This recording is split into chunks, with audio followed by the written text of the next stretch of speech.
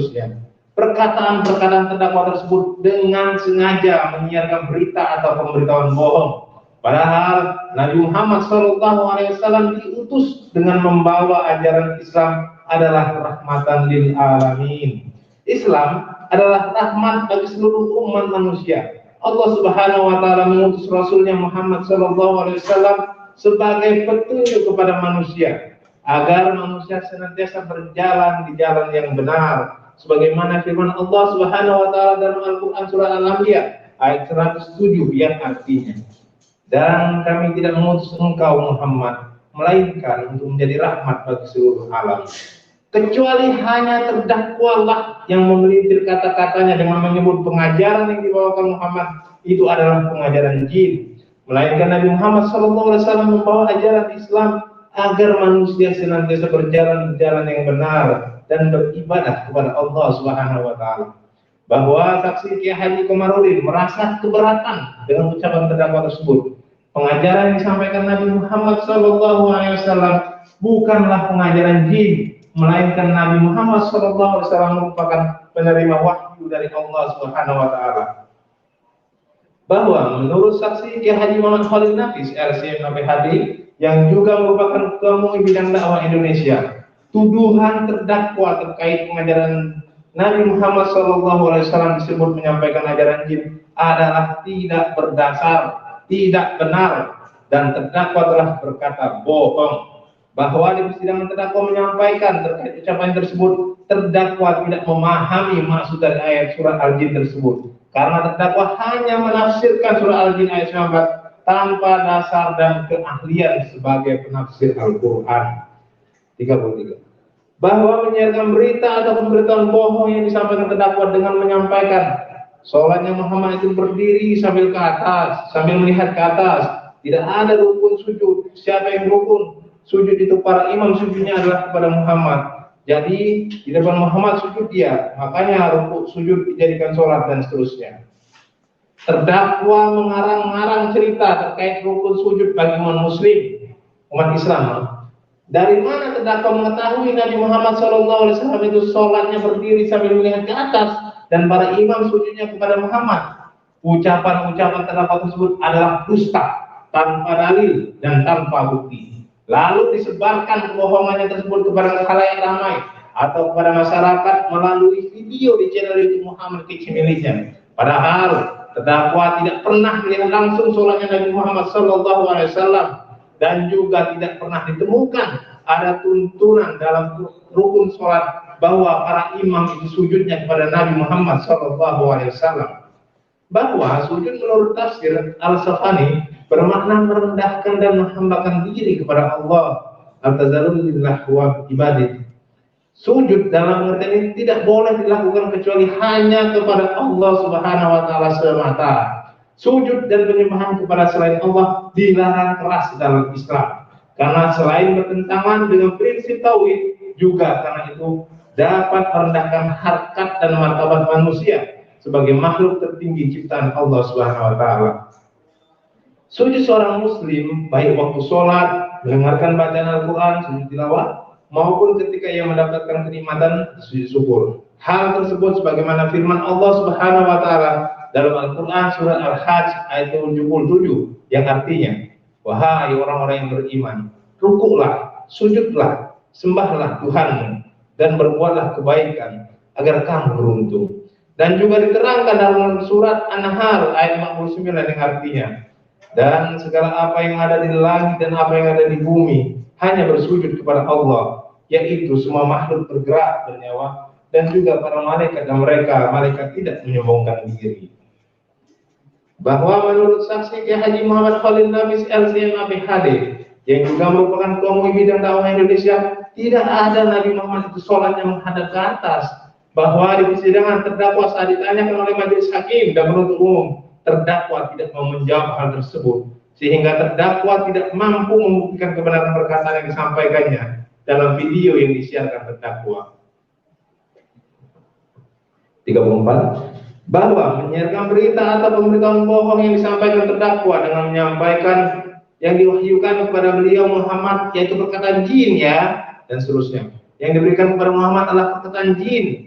Ucapan-ucapan bohong terdakwa tersebut sengaja mencampur adukan dan tidak dapat membedakan wahyu yang diterima oleh Allah, wahyu yang diterima oleh Nabi Muhammad SAW dengan perkataan jin. Yang penting bagi terdakwa menyiarkan berita atau pemberitaan bohong tersebut kepada khalayak ramai atau pada masyarakat melalui video channel YouTube Muhammad Keci miliknya. Soal benar atau tidak, buat terdakwa tidak perlu. Allah Subhanahu wa taala berfirman dalam Al-Qur'an surah An-Nisa ayat 136 yang artinya, wahai orang-orang yang beriman, tetaplah beriman kepada Allah dan Rasul-Nya Muhammad dan kepada kitab Al-Qur'an yang diturunkan kepada Rasul-Nya serta kitab yang diturunkan sebelumnya. Barang siapa ingkar kepada Allah, malaikat-malaikatnya, kitab-kitabnya, rasul-rasulnya, dan hari kemudian, maka sungguh orang itu telah tersesat sangat jauh. Dari firman Allah Subhanahu wa taala dalam surah An-Nisa ayat 136 tersebut, Al-Qur'an dan kitab-kitab Allah yang diturunkan sebelum Al-Qur'an, termasuk Taurat dan Injil, merupakan firman Allah Subhanahu wa taala, bukan perkataan jin.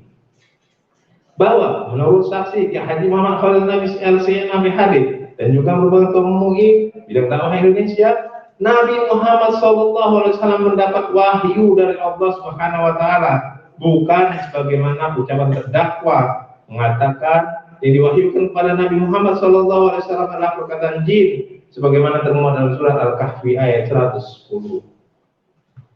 Bahwa menurut ahli agama Islam Dr. Kiai Haji Muhammad Hamdan Rashid MA, Allah Subhanahu wa taala menantang orang-orang yang meragukan Al-Qur'an agar membuat satu surat saja untuk menandingi Al-Qur'an. Akan tetapi sejarah telah membuktikan bahwa sampai saat ini tidak ada orang yang mampu membuatnya, sebagaimana telah difirmankan dalam surah Al-Baqarah ayat 23 sampai 24. Dan jika kamu tetap dalam keraguan tentang Al-Quran yang kami wahyukan kepada hamba kami Muhammad, buatlah satu surat saja yang semisal Al-Quran itu, dan ajaklah penolong-penolongmu selain Allah. Jika kamu orang-orang yang benar, maka jika kamu tidak dapat membuatnya, dan pasti kamu tidak akan dapat membuatnya, peliharalah dirimu dari neraka yang bahan bakarnya manusia dan batu, yang disediakan bagi orang-orang kafir. Yang mengatakan Nabi Muhammad SAW menerima wahyu dari jin adalah kebohongan yang luar biasa. Al-Quran merupakan wahyu Allah Subhanahu wa taala, bukan perkataan jin. Bagaimana surah Al-Kahfi ayat 10, An-Najm ayat 3. Kebenaran Al-Quran sebagai wahyu diceritakan dalam surat Al-Baqarah ayat 2 dan 3, Al-Imran ayat 3 dan 4, Al-Maidah ayat 48 sampai 59. Bahwa menurut ahli agama Islam Profesor Dr. Haji Muhammad Amin SHM AMM, Al-Quran ini wahyu Allah, kalamullah. Al-Quran adalah wahyu Allah, terjemahannya adalah alih manusia. Bahwa di persidangan terdakwa mengakui ucapan tersebut hanya membaca artikel di Google Chrome mengenai hadis Bukhari nomor 731. Namun ketika ditanya oleh penuntut umum mengenai hadis tersebut, terdakwa tidak mau menjawab, sehingga terdakwa tidak bisa membuktikan ucapannya tersebut. 35. Bahwa menyiarkan berita atau pemberitaan bohong yang disampaikan terdakwa dengan menyampaikan, jadi pengikut Muhammad adalah pengikut jin, Muhammad itu dikerumuni jin dan seterusnya. Terhadap perkataan terdakwa tersebut kembali mengulangi dan menyampaikan Muhammad itu dikerumuni jin. Kata-kata tersebut tidak benar dan tidak berdasar. Namun dengan sengaja terdakwa menyiarkan berita atau pemberitaan bohong tersebut kepada khalayak ramai atau kepada masyarakat melalui video di channel YouTube Muhammad Keci miliknya, sehingga menerbitkan keonaran di kalangan rakyat, khususnya umat beragama Islam. 36. Bahwa menyiarkan berita atau pemberitaan bohong yang disampaikan terdakwa dengan menyampaikan Islam ini pantesan radikal. Mudahnya terdakwa mengeluarkan statement dan mengatakan pantas dan Islam radikal. Ucapan-ucapan terdakwa tersebut sama sekali tidak berdasar dan menyakitkan bagi umat Islam yang ada di dunia ini, termasuk yang ada di Indonesia. Menyiarkan berita atau pemberitaan bohong seperti ini hanya mencari sensasi belaka dan tendensius.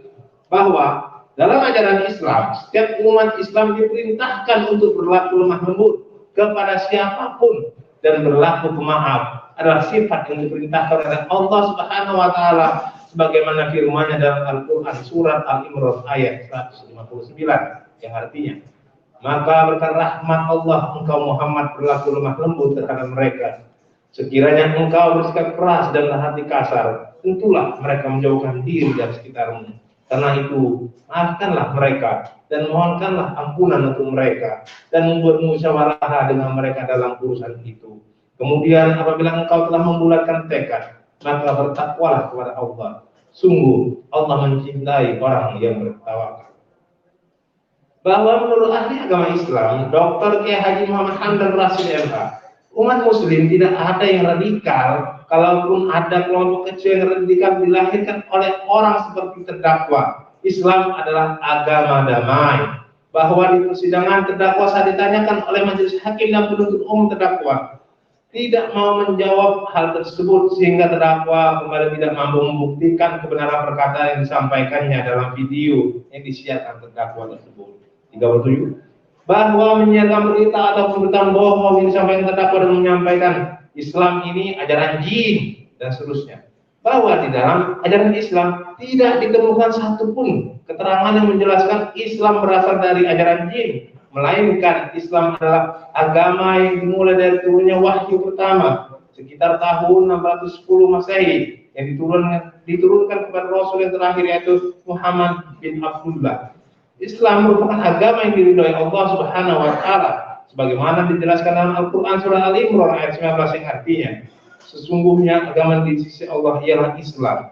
Tidaklah berselisih orang-orang yang telah diberi kitab kecuali setelah mereka memperoleh ilmu. Karena kedengkian di antara mereka, barang siapa ingkar terhadap ayat-ayat Allah, maka sungguh Allah sangat cepat perhitungannya. Bahwa berdasarkan pendapat ahli pidana Dr. Floradianti SHMH mengatakan ucapan terdakwa tersebut merupakan kalimat bermakna negatif terhadap agama Islam dan terdakwa menghasut untuk meninggalkan Islam. Bahwa di persidangan terdakwa mengakui ucapannya tersebut adalah kesalahan terdakwa membaca artikel hasil hadis di Google Chrome hadis Bukhari nomor 751 38. Bahwa benar menyiarkan berita atau pemberitaan bohong yang disampaikan terdakwa dengan menyampaikan karena marketingnya begitu manis, berbicara, oh Muhammad ini lahirnya bercahaya dan seterusnya. Bahwa di dalam kamus besar Indonesia tidak dikenal istilah marketing. Istilah marketing lebih dikenal dalam dunia bisnis yang artinya suatu proses, cara, dan perbuatan untuk memasarkan suatu barang dagangan. Dengan kata lain yaitu menyebarluaskannya di tengah-tengah masyarakat. Kelahiran Nabi Muhammad SAW tidak ada hubungannya dengan istilah marketing. Karena kelahiran Nabi Muhammad SAW bukanlah barang dagangan yang patut dibisniskan. Sehingga tidak ada istilah marketing sebagaimana yang diberitakan oleh terdakwa tersebut. Namun Nabi Muhammad SAW lahir pada hari Senin 12 Rabiul Awal tahun Gajah 570 Masehi, di mana pada saat kelahiran Nabi Muhammad SAW sebagai seorang yang akan diangkat sebagai Nabi dan Rasul Allah Subhanahu Wa Taala, dalam berbagai riwayat beliau dilahirkan dengan berbagai tanda-tanda kebesaran Allah Subhanahu Wa Taala. Salah satu di antaranya keluarnya cahaya yang menyinari seluruh rumah Aminah, sebagaimana kesaksian dari Ibnu Utsman bin Abbas. Beliau berkata, aku menyaksikan ketika Aminah melahirkan Rasulullah, keluar cahaya yang menyinari seluruh rumah. Di saat itu aku sedang berada di rumahnya. Kemanapun kami melihat, yang terlihat adalah cahaya. Hadis diriwayat oleh Imam Tabrani, juga Al-Haytami dalam kitab Majma'. Selanjutnya, riwayat lain yang menggambarkan tentang berserinya wajah Rasulullah SAW berasal dari riwayat Ka'ab bin Malik menceritakan, aku melihat wajah beliau berseri-seri karena kebahagiaan. Jika merasa bahagia, wajah Rasulullah berseri-seri seperti rembulan. Sahih Al-Bukhari bab sifat Nabi. Bahwa menurut saksi Kiai Haji Muhammad Khalil Nabis LCMA PhD, saksi Dr. Kiai Haji Ayyub Zainuddin MA dan Kiai Haji Othman Aminuddin, ucapan terdakwa tidak benar dan tidak berdasar karena tidak ada dalilnya Nabi Muhammad itu marketingnya manis lahir. Yang ada hadisnya Nabi Muhammad itu kulitnya putih bercahaya. 39. Bahwa benar menyiarkan berita atau pemberitaan bohong yang disampaikan terdakwa dengan menyampaikan Muhammad itu kepalanya besar, matanya besar, alisnya tebal, jenggotnya lebat, kalau jalan membungkuk seperti orang sedang menanjak. Itu ciri-ciri Muhammad. Kalau menengok belok semua dengan badannya. Nah, itu ciri Muhammad. Ternyata itu jin dan seterusnya. Terbongkar rahasiamu jin. Gak ada sengkatmu lagi jin. Udah gak ada kuasamu karena setan mengalir di dalam darah hati-hati jin dan seterusnya. Ucapan-ucapan terdakwa tersebut merupakan pemberitahan bohong yang sangat tidak berdasar. Dari mana terdakwa mengetahui bentuk tubuh dan rupa Nabi Muhammad SAW? Terdakwa dan Nabi Muhammad SAW berada pada zaman yang sangat berbeda jauh. Sangat tidak mungkin terdakwa pernah bertemu dan melihat langsung bentuk rupa Nabi Muhammad SAW. Sehingga jelas apa yang disampaikan terdakwa adalah perkataan bohong dan hanya ingin menjelek-jelekkan Nabi Muhammad SAW. Karena dari berbagai riwayat yang ada telah dijelaskan bagaimana bentuk fisik Rasulullah SAW yang tidak sama dengan bentuk fisik bagaimana yang digambarkan oleh terdakwa tersebut. Salah satunya berasal dari riwayat kalangan sahabat yang diceritakan oleh Ali bin Abi Thalib radhiyallahu anhu mengatakan, rambut Rasulullah lurus dan sedikit berombak. Dia tidak berperawakan gemuk dan tidak pula tampak terlalu berat. Dia berperawakan baik dan tegak. Warna kulit dia cerah, mata dia hitam dengan bulu mata yang panjang. Sendi-sendi tulang dia kuat dan dada dia cukup kekar. Demikian pula tangan dan kaki dia. Jika dia sedang berhadapan dengan seseorang, maka dia akan mengarahkan wajahnya ke orang tersebut dengan penuh perhatian. Dia di antara tulang belikat dia tanda kenabian dia. Dia adalah orang yang paling baik hati, orang yang paling jujur, orang yang paling dirindukan sebaik-baik keturunan. Siapa saja yang mendekati dia akan langsung merasa hormat dan khidmat. Dan siapa yang bergaul dengan dia akan langsung menghargai dan mencintainya. Saya belum pernah melihat orang lain seperti dia. Riwayat dari Ali bin Abi Thalib. Bahwa menurut saksi Kiai Haji Muhammad Khalil Nafis LC MABHD yang juga merupakan ketua MUI bidang dakwah Indonesia, Nabi Muhammad tidak bongkok. Bahwa menurut ahli agama Islam Profesor Dr. Haji Muhammad Amin SHMAMM, sepakat umat Islam itu haram hukumnya mencirikan fisik Nabi Muhammad SAW, dan dalam Islam tidak boleh menilai postur tubuh Nabi Muhammad SAW. Bahwa menurut ahli agama Islam Dr. Kiai Haji M. Hamdan Rashid MR, ucapan terdakwa tersebut sangat tidak benar. Nabi Muhammad SAW adalah manusia terbagus, terindah, dan terbaik di muka bumi, baik dari segi performance, bentuk fisik maupun rohaninya, sehingga diungkapkan Rasulullah SAW adalah manusia terbaik, terbagus, dan terindah, baik dari segi performance, bentuk fisik maupun akhlaknya. Oleh karena itu, Nabi Muhammad dinyatakan oleh Allah Subhanahu wa Ta'ala sebagai manusia yang layak dijadikan suri tauladan bagi orang-orang yang mengharapkan rahmat Allah serta kebahagiaan hidup alam akhirat. Sebagaimana telah difirmankan dalam surah Al-Ahzab ayat 21. Sesungguhnya telah ada pada diri Rasulullah itu suri tauladan yang baik bagimu, yaitu bagi orang yang mengharap rahmat Allah dan kedatangan hari kiamat. Dan dia banyak menyebut Allah. Bahwa menurut ahli bahasa hukum Asesor Profesor Dr. Andika Duta Bakari SPD MH, ada 3 syarat komunikasi. Syarat pertama, kualitas, maximum of quality, bermakna mengatur seseorang berbicara yang dia sendiri meyakini tidak benar. Kedua, prinsip kuantitas, bermakna jangan berbicara berlebihan. Ketiga, prinsip bermakna, sampaikanlah komunikasi dengan cara kultur. Terkait ucapan terdakwa, menoleh dengan menengok adalah tidak sama, condong dengan membongkok tidak sama, tebal dengan lebat adalah tidak sama. Dalam hal kontekstualnya, hukum mengutip kalimat tersebut harus sama dengan referensinya. Bahwa menurut ahli Arcad Dr. Franz Asidatang SS MHUM, alih bahasa yang ketat artinya harus sama persis dengan aslinya. Biasanya dalam kitab suci Nasrani dilakukan oleh ahlinya dan tidak boleh sembarang orang menggunakan sumber-sumber. Mengutip langsung dalam tafsir linguistik harus diambil sesuai dengan aslinya. Bahkan tanggal mengutipnya dan bahkan harus ditulis kutipan aslinya. tidak tertib dalam menulis jika mengutip tidak sesuai dengan sumber aslinya, maka dianggap tidak ilmiah dan tidak dapat diterima. Bahwa di persidangan terdakwa mengakui terdakwa hanya mengutip dari buku, namun tidak mengutip sebagaimana sesuai aslinya yang tertulis dalam buku. Ada yang diubah tidak sesuai dengan yang dikutip.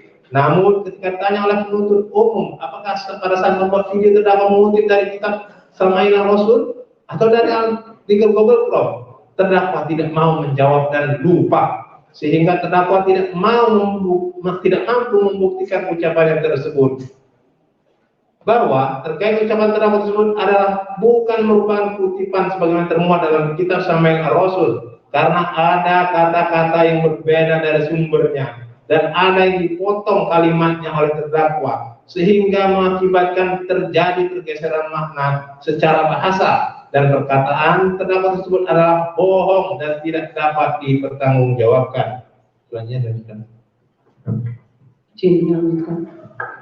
40. Bahwa benar menyiarkan berita atau pemberitahuan bohong yang disampaikan terdakwa yang menyampaikan Muhammad ini pembunuh dan perampas harta dan seterusnya. Islam sangat membenci kekerasan, apalagi melakukan perang. Dalam Al-Quran surat Al-Baqarah ayat 216 sampai dengan 217 menjelaskan sikap dasar muslim menyangkut perang, yaitu diwajibkan atas kamu berperang, padahal itu tidak menyenangkan bagimu, tetapi boleh jadi kamu tidak menyenangi sesuatu, padahal itu baik bagimu, dan boleh jadi kamu menyukai sesuatu, padahal itu tidak baik bagimu. Allah mengetahui sedangkan kamu tidak. Mereka bertanya kepadamu Muhammad tentang berperang pada bulan haram. Katakanlah, berperang dalam bulan itu adalah dosa besar, tetapi menghalangi orang dari jalan Allah, ingkar kepadanya, atau menghalangi orang masuk Masjidil Haram dan mengusir penduduk dan sekitarnya, lebih besar dosanya dalam pandangan Allah. Sedangkan fitnah lebih kejam dari pembunuhan. Mereka tidak akan berhenti memerangi kamu sampai kamu murtad atau keluar dari agamamu. Jika mereka sanggup, barang siapa murtad di antara kamu dari agamanya, lalu dia mati dalam kekafiran, maka mereka itu sia-sia amalnya di dunia dan di akhirat, dan mereka itulah penghuni neraka. Mereka kekal di dalamnya.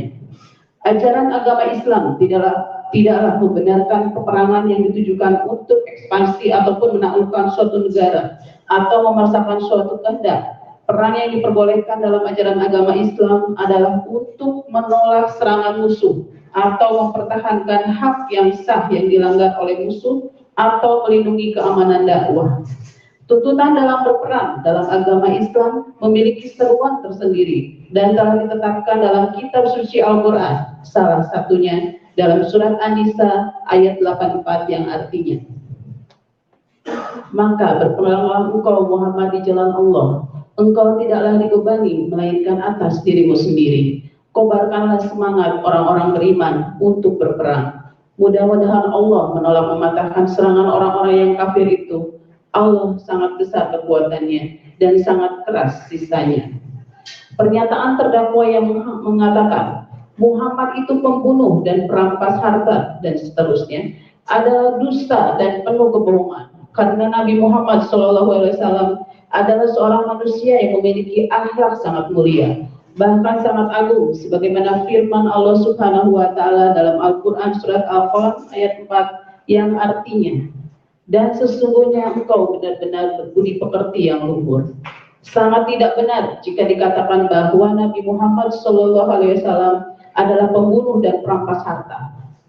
Rasulullah SAW dalam hadis sahih yang diriwayatkan oleh Imam Bukhari dan Muslim bersabda sebagai berikut, aku diperintahkan oleh Allah Subhanahu wa Ta'ala untuk memerangi manusia hingga mereka mengucapkan kalimat La ilaha illallah. Jika mereka telah mengucapkannya, maka jiwa dan harta mereka terlindungi kecuali atas hak-hak tertentu atau seperti kewajiban membayar zakat seperti harta dan hukuman kisos terhadap jiwa. Sedangkan penghitungan atas amal perbuatan mereka adalah menjadi tanggung jawab Allah. Pemaknaan hadis sahih yang diriwayatkan oleh Imam Bukhari dan Muslim tersebut bukan berarti bahwa Rasulullah SAW dan umat Islam diperintahkan membunuh setiap orang kafir sebagaimana disabdakan oleh Rasulullah SAW dalam konteks berperang melawan orang-orang kafir. Jika orang-orang kafir yang sedang berperang melawan umat Islam tiba-tiba mengucapkan dua kalimat syahadat, maka mereka wajib dilindungi dan tidak boleh diperangi atau dibunuh. Meskipun boleh jadi motivasi mereka dalam mengucapkan syahadat adalah sekedar untuk mendapatkan perlindungan dan terhindar dari penyerangan atau pembunuhan oleh umat Islam. Bahwa menurut ahli agama Islam, Dr. Kiai Haji Muhammad Hamdan Rashid, MA, ucapan terdakwa tersebut sangat tidak benar. Nabi Muhammad SAW adalah seorang manusia yang memiliki akhlak yang sangat mulia, bahkan sangat agung, sebagaimana telah dinyatakan oleh Allah Subhanahu wa Ta'ala dalam surat Al-Qalam ayat 4. Dan sesungguhnya kamu benar-benar berbudi pekerti yang agung. Oleh karena itu, sangat tidak benar jika dikatakan bahwa Nabi Muhammad SAW adalah pembunuh dan perampas harta. Memang benar, Rasulullah SAW dalam hadis sahih yang diriwayatkan oleh Imam Bukhari dan Muslim bersabda sebagai berikut. Aku diperintahkan oleh Allah Subhanahu wa Ta'ala untuk memerangi manusia hingga mereka mengucapkan kalimat La ilaha illallah.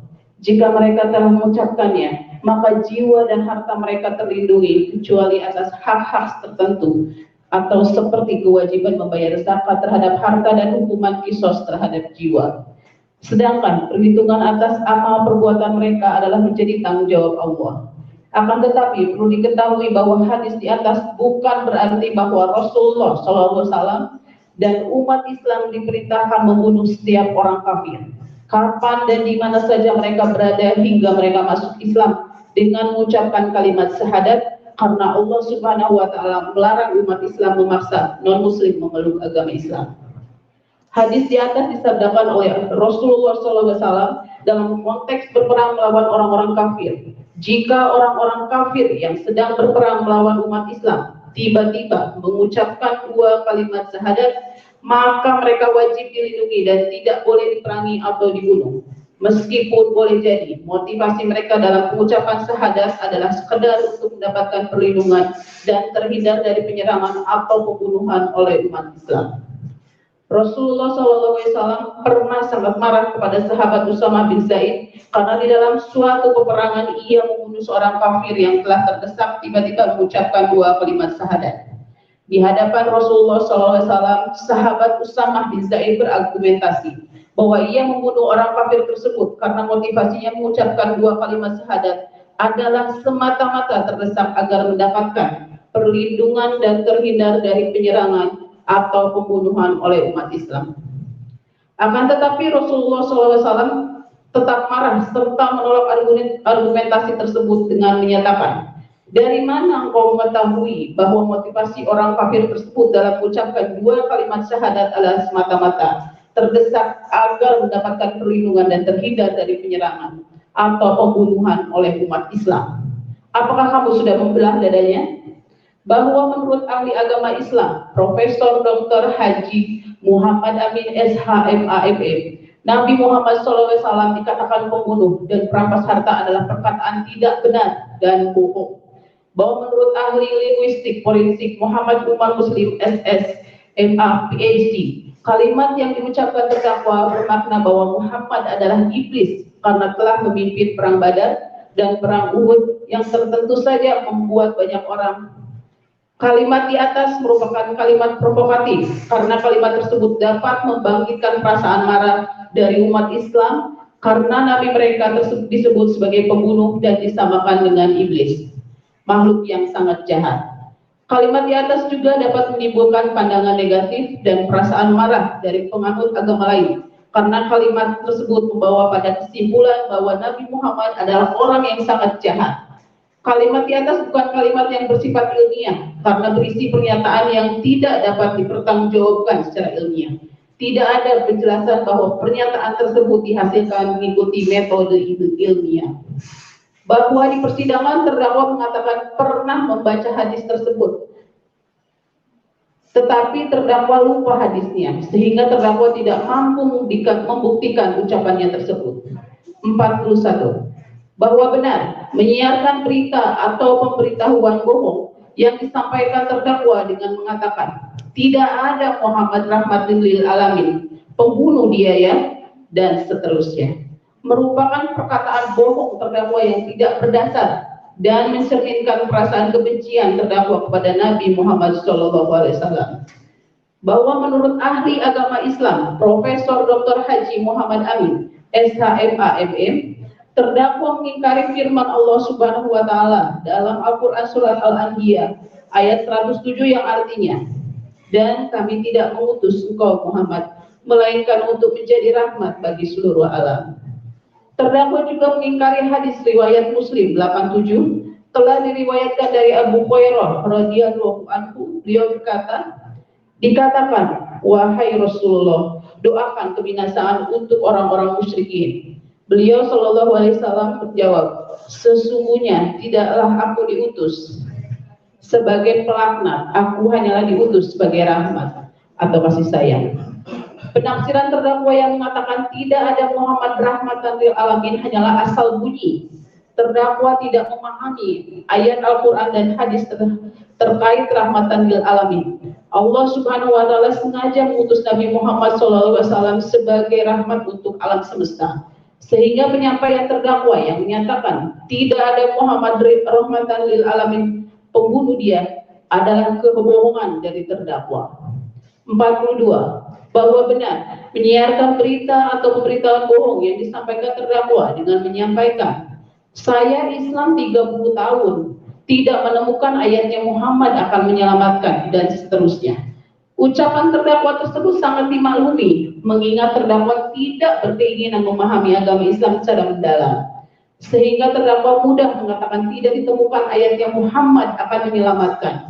Memang benar Nabi Muhammad SAW bukan diperintahkan Allah Subhanahu wa taala untuk menyelamatkan umat manusia tanpa hisab atau tanpa perhitungan. Tetapi Nabi Muhammad SAW adalah sebagai nabi dan rasul yang membawa rahmat untuk sekalian alam, dan risalah yang dibawanya sebagai huda atau petunjuk agar manusia tidak tersesat dan celaka. Dalil rujukannya terdapat dalam Al-Quran surat Al-Anbiya ayat 107 yang artinya, dan kami tidak mengutus engkau Muhammad melainkan untuk menjadi rahmat bagi seluruh alam. 43. Bahwa menyiarkan berita atau pemberitahuan bohong yang disampaikan terdakwa dengan menyampaikan, ternyata di dalam Islam tidak ada keselamatan, di dalam Islam tidak ada penolong, merupakan perkataan bohong terdakwa yang tidak berdasar.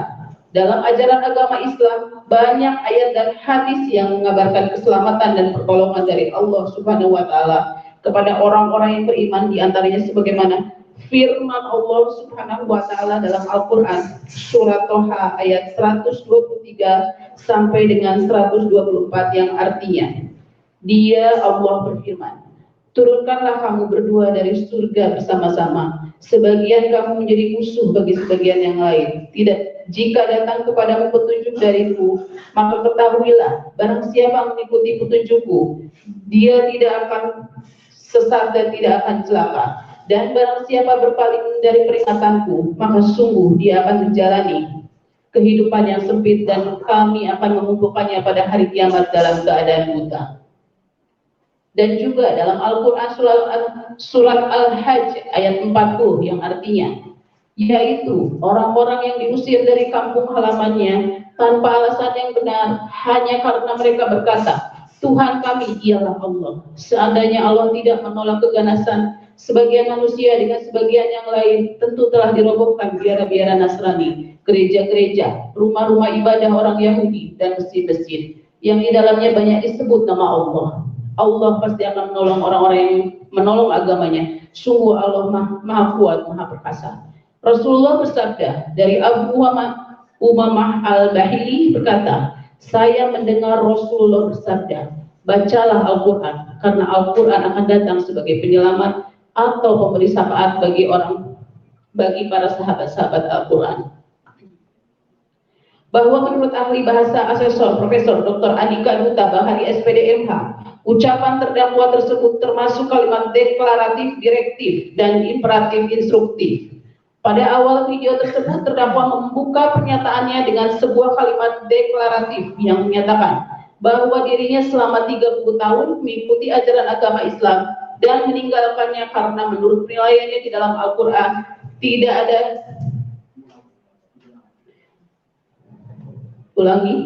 terdakwa membuka pernyataannya dengan sebuah kalimat deklaratif yang menyatakan bahwa dirinya selama 36 tahun mengikuti ajaran agama Islam dan meninggalkannya karena menurut penilaiannya di dalam Al-Quran tidak ada satupun ayat yang menyebutkan bahwa Nabi Muhammad SAW akan menyelamatkan umat Islam di muka bumi. Dan perspektif ilmu bahasa, pernyataan yang menyebutkan bahwa terdakwa pernah mengikuti ajaran agama Islam selama 30 tahun merupakan booster atau penegas bahwa dirinya memahami seluk-beluk ajaran agama Islam, sehingga pernyataan tersebut disampaikan dengan fungsi untuk membangun kepercayaan mitra tutur atau hirir untuk meyakini bahwa konten video yang disampaikan oleh terdakwa adalah sebuah kebenaran yang tidak bisa dibantah. Kemudian dalam video tersebut termuat adanya kalimat direktif yang mengarahkan masyarakat Indonesia yang memeluk agama Islam untuk meninggalkan ajaran Nabi Muhammad SAW karena menurutnya Nabi Muhammad SAW tidak akan membawa pemeluk agama Islam pada keselamatan. Dengan logika tersebut, terdakwa menginstruksikan pemeluk agama Islam untuk meninggalkan agama Islam daripada masuk neraka. Dilihat dari ciri kalimat dan maksud komunikasi dari kalimat tersebut, dapat dikatakan bahwa kalimat dalam video kedua tersebut memuat adanya tindakan provokasi, yaitu upaya untuk menggerakkan orang lain supaya melakukan suatu hal yang diinginkannya, dalam hal ini meninggalkan agama Islam. Bahwa menurut ahli agama Islam, Dr. Kiai Haji Muhammad Hamdan Rashid MA, ditinjau dari segi etimologi, pada Islam berasal dari bahasa Arab as-salama, yuslimu, islaman, yang memiliki arti damai. Hal ini menunjukkan bahwa Islam adalah agama yang mengajarkan kepada umatnya untuk bersikap damai serta menciptakan perdamaian di muka bumi. Sebagai bukti bahwa setiap kita bertemu orang lain disunahkan menyampaikan salam dengan mengucapkan Assalamualaikum warahmatullahi wabarakatuh. Semoga keselamatan, rahmat, dan berkah Allah Subhanahu wa Ta'ala dianugerahkan kepada Anda semua. Setiap hari umat Islam wajib melaksanakan sholat fardu sebanyak 5 kali selain berbagai sholat sunnah. Sholat adalah serangkaian bacaan dan gerakan-gerakan yang dimulai dengan menggunakan takbiratul ihram dan diakhiri dengan mengucapkan salam dengan niat beribadah kepada Allah Subhanahu wa Ta'ala. Hal ini mengandung arti bahwa salat itu dimulai dengan takbir atau mengagungkan Allah Subhanahu wa Ta'ala sebagai manifestasi hablum minallah yang akan menghantarkan manusia mendekatkan diri kepadanya, dan diakhiri dengan salam sambil menengok ke arah kanan dan ke arah kiri atau menebarkan keselamatan, kedamaian, dan kasih sayang kepada seluruh makhluk yang ada di kanan kiri atau sekelilingnya. Sebagai manifestasi dari hablum minanas, jika orang yang sholat menghayati hal ini dengan baik, maka dapat dipastikan akan berdampak positif dalam membentuk kepribadian muslim yang selalu menebarkan kedamaian di muka bumi, yang tercermin dalam sikap dan perilakunya dalam kehidupan bermasyarakat, berbangsa, dan bernegara. Sesudah sholat, umat Islam sangat dianjurkan untuk selalu berzikir atau membaca wirid yang artinya, Ya Allah, Engkaulah zat yang dimiliki keselamatan, Engkaulah sumber segala keselamatan, dan kepadamulah keselamatan akan kembali. Oleh karena itu, hidupkanlah kami dalam keadaan selamat atau damai, dan masukkanlah kami ke dalam surga tempat kedamaian. Maha agung dan maha tinggi Engkau, wahai Tuhan kami, zat yang memiliki keagungan dan kemuliaan. Dalam sebuah hadis sahih, Rasulullah SAW bersabda dengan artinya, orang Islam adalah orang yang mampu menyelamatkan orang-orang Islam lainnya dari ucapan dan perbuatan. Selama 13 tahun, Rasulullah SAW berdakwah di kota suci Makkah Al-Mukarramah sejak Allah Subhanahu wa Ta'ala mengangkat beliau sebagai seorang nabi dan rasul hingga hijrah ke Madinah Al-Munawwarah. Umat Islam atau beliau dan para sahabat tidak pernah berperang dengan orang-orang kafir Quraisy karena beliau selalu menjaga perdamaian. Pernyataan tersebut adalah suatu kebohongan karena Allah Subhanahu wa taala telah mengutus Nabi Muhammad SAW untuk mendakwahkan ajaran agama Islam yang akan membawa keselamatan dan kebahagiaan hidup, baik dunia maupun di akhirat. Sebagaimana telah difirmankan dalam surat At-Taubah ayat 33, Dialah yang telah mengutus Rasulnya atau dengan membawa petunjuk atau Al-Quran dan agama yang benar untuk dimenangkannya atas segala agama, walaupun orang-orang musyrikin tidak menyukai. 44. Bahwa menyiarkan berita bohong atau pemberitahuan bohong yang disampaikan terdakwa pada video menit 02.24 sampai dengan menit 03.37 pertanggal 17 Agustus 2021 di channel YouTube Muhammad Kece kembali mengulangi dalam menyampaikan ucapan salam dan syukur diantaranya berbunyi Assalamualaikum warahmatullahi wabarakatuh alhamdulillah Yesus Rabbil Alamin. Kata-kata tersebut tidak benar dan tidak berdasar, namun dengan sengaja terdakwa menyiarkan berita atau pemberitahuan bohong tersebut kepada khalayak ramai atau kepada masyarakat melalui video di channel YouTube Muhammad Kece miliknya. 45. Bahwa menyiarkan berita atau pemberitahuan bohong yang disampaikan terdakwa dengan menyampaikan negara ini dikuasai oleh asing, antek-antek asing, para ustadz, para ulama, itu antek-antek asing Arab, ya, dan seterusnya. Merupakan perkataan bohong terdakwa yang tidak berdasar, karena ustadz dan ulama merupakan atribut yang diberikan untuk mereka yang berdakwah mengajarkan agama Islam kepada masyarakat, sementara pengertian antek adalah orang atau negara yang diperalat atau dijadikan pengikut orang atau negara lain atau kaki tangan atau budak. Ulama adalah pewaris para nabi. Oleh karena itu dalam fikih Islam ulama mempunyai pengertian yang sangat spesifik sekali, sehingga penggunaannya tidak boleh pada sembarangan orang. Paling tidak, seorang ulama harus menguasai ilmu-ilmu tertentu seperti ilmu Al-Quran, hadis, fikih, usul fikih, qawaid fikih, serta menguasai dalil-dalil hukum baik dari Al-Quran dan As-Sunnah. Oleh karena itu, tidak asal sembarangan disematkan pada siapapun. Karena seorang ulama haruslah orang yang dijadikan teladan dan pertimbangan dalam berbagai hal, seperti dalam bidang akidah maupun dalam fikih dan bidang-bidang lainnya. Maka mengikuti para ulama adalah kewajiban bagi umat Islam, karena ulama adalah pewaris para nabi. Mengikuti para ulama sama dengan mengikuti Al-Quran dan hadis. Bahwa menurut saksi Kiai Haji Muhammad Khalil Nafis, LC, MA, PhD, yang juga merupakan ketua MUI bidang dakwah Indonesia, ustadz-ustadz itu antek-antek Arab adalah tidak benar, bohong, fitnah, dan dapat merusak negara kesatuan Republik Indonesia. Bahwa menurut ahli agama Islam, Dr. Kiai Haji Muhammad Hamdan Rashid, MA, dalam Al-Quran surat Al-Fatir ayat 28, Allah menjamin dan memuliakan ulama, sehingga jelas jangan ulama dinistakan. Perkataan terdakwa menyebut ulama antek-antek Arab adalah keji dan perbuatan bohong yang luar biasa. Bahwa di persidangan terdakwa saat ditanyakan oleh majelis hakim dan penuntut umum, terdakwa tidak menjawab hal tersebut, sehingga terdakwa tidak mampu membuktikan kebenaran perkataan yang disampaikannya dalam video yang disiarkan terdakwa. 46. Bahwa menyiarkan berita atau pemberitahuan bohong yang disampaikan terdakwa dengan menyampaikan sekarang merdeka dari jajahan politik agama Arab, sadar bangsa Indonesia ini memang penjajahan sudah melekat mendarah daging. Ucapan terdakwa tersebut kembali mengulangi dan menuduh jajahan politik agama Arab, penjajahan sudah melekat dan mendarah daging. Kata-kata tersebut tidak benar dan tidak berdasar.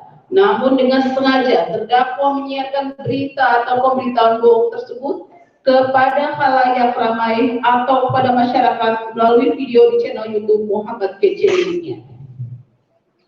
47. Bahwa menyiarkan berita atau pemberitahuan bohong yang disampaikan terdakwa dengan kitab dikirimkan ke Indonesia, lalu kitab itu dipelajari oleh orang Indonesia, berapa tuh punya anak gara-gara yang satu belajar ilmu agama, belajar ilmu Arab, yang satu mempertahankan Indonesia, dan seterusnya. Indonesia menganut 6 agama yang diakui, yakni Islam, Kristen, Islam, Kristen Protestan, Kristen Katolik, Hindu, Buddha, dan Konghucu, dengan memiliki kitab suci masing-masing. Khususnya kitab suci bagi agama Islam adalah Al-Quran.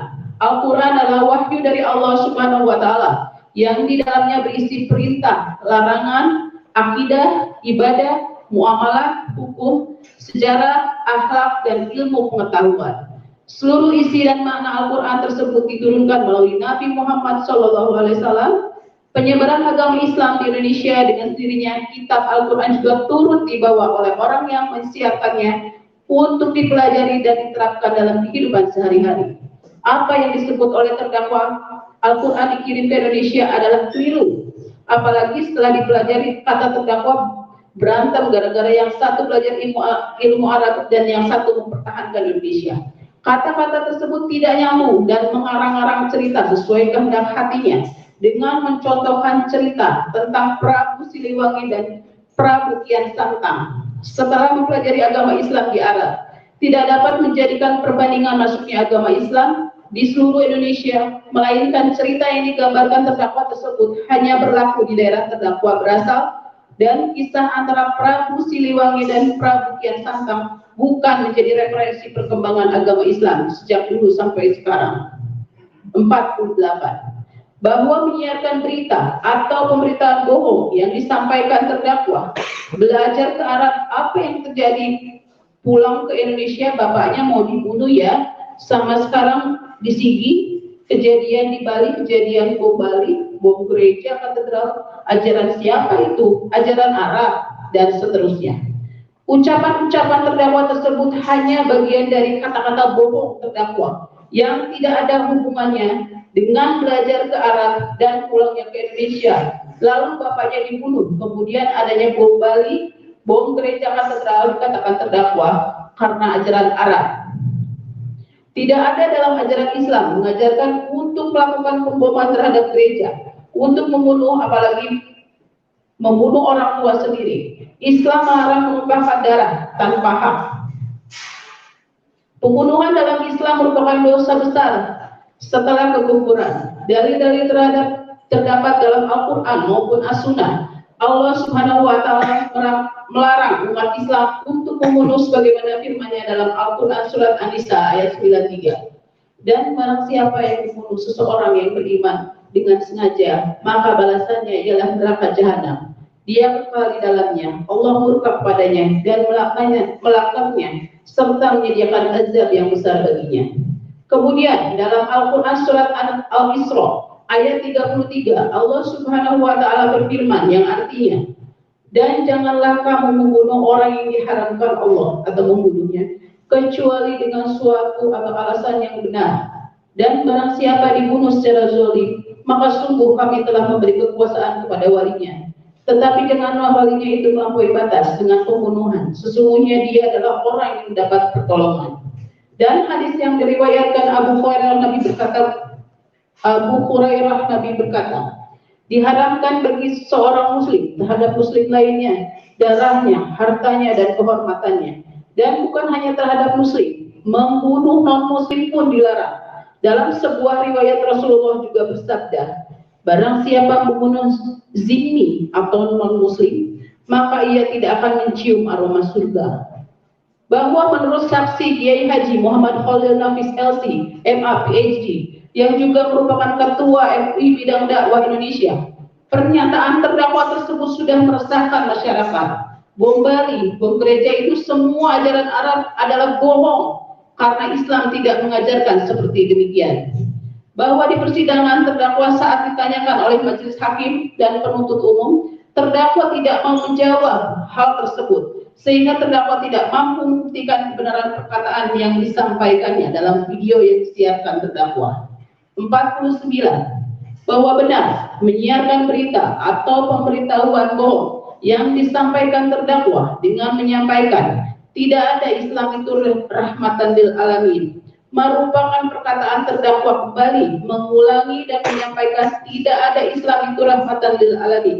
Kata-kata tersebut tidak benar dan tidak berdasar.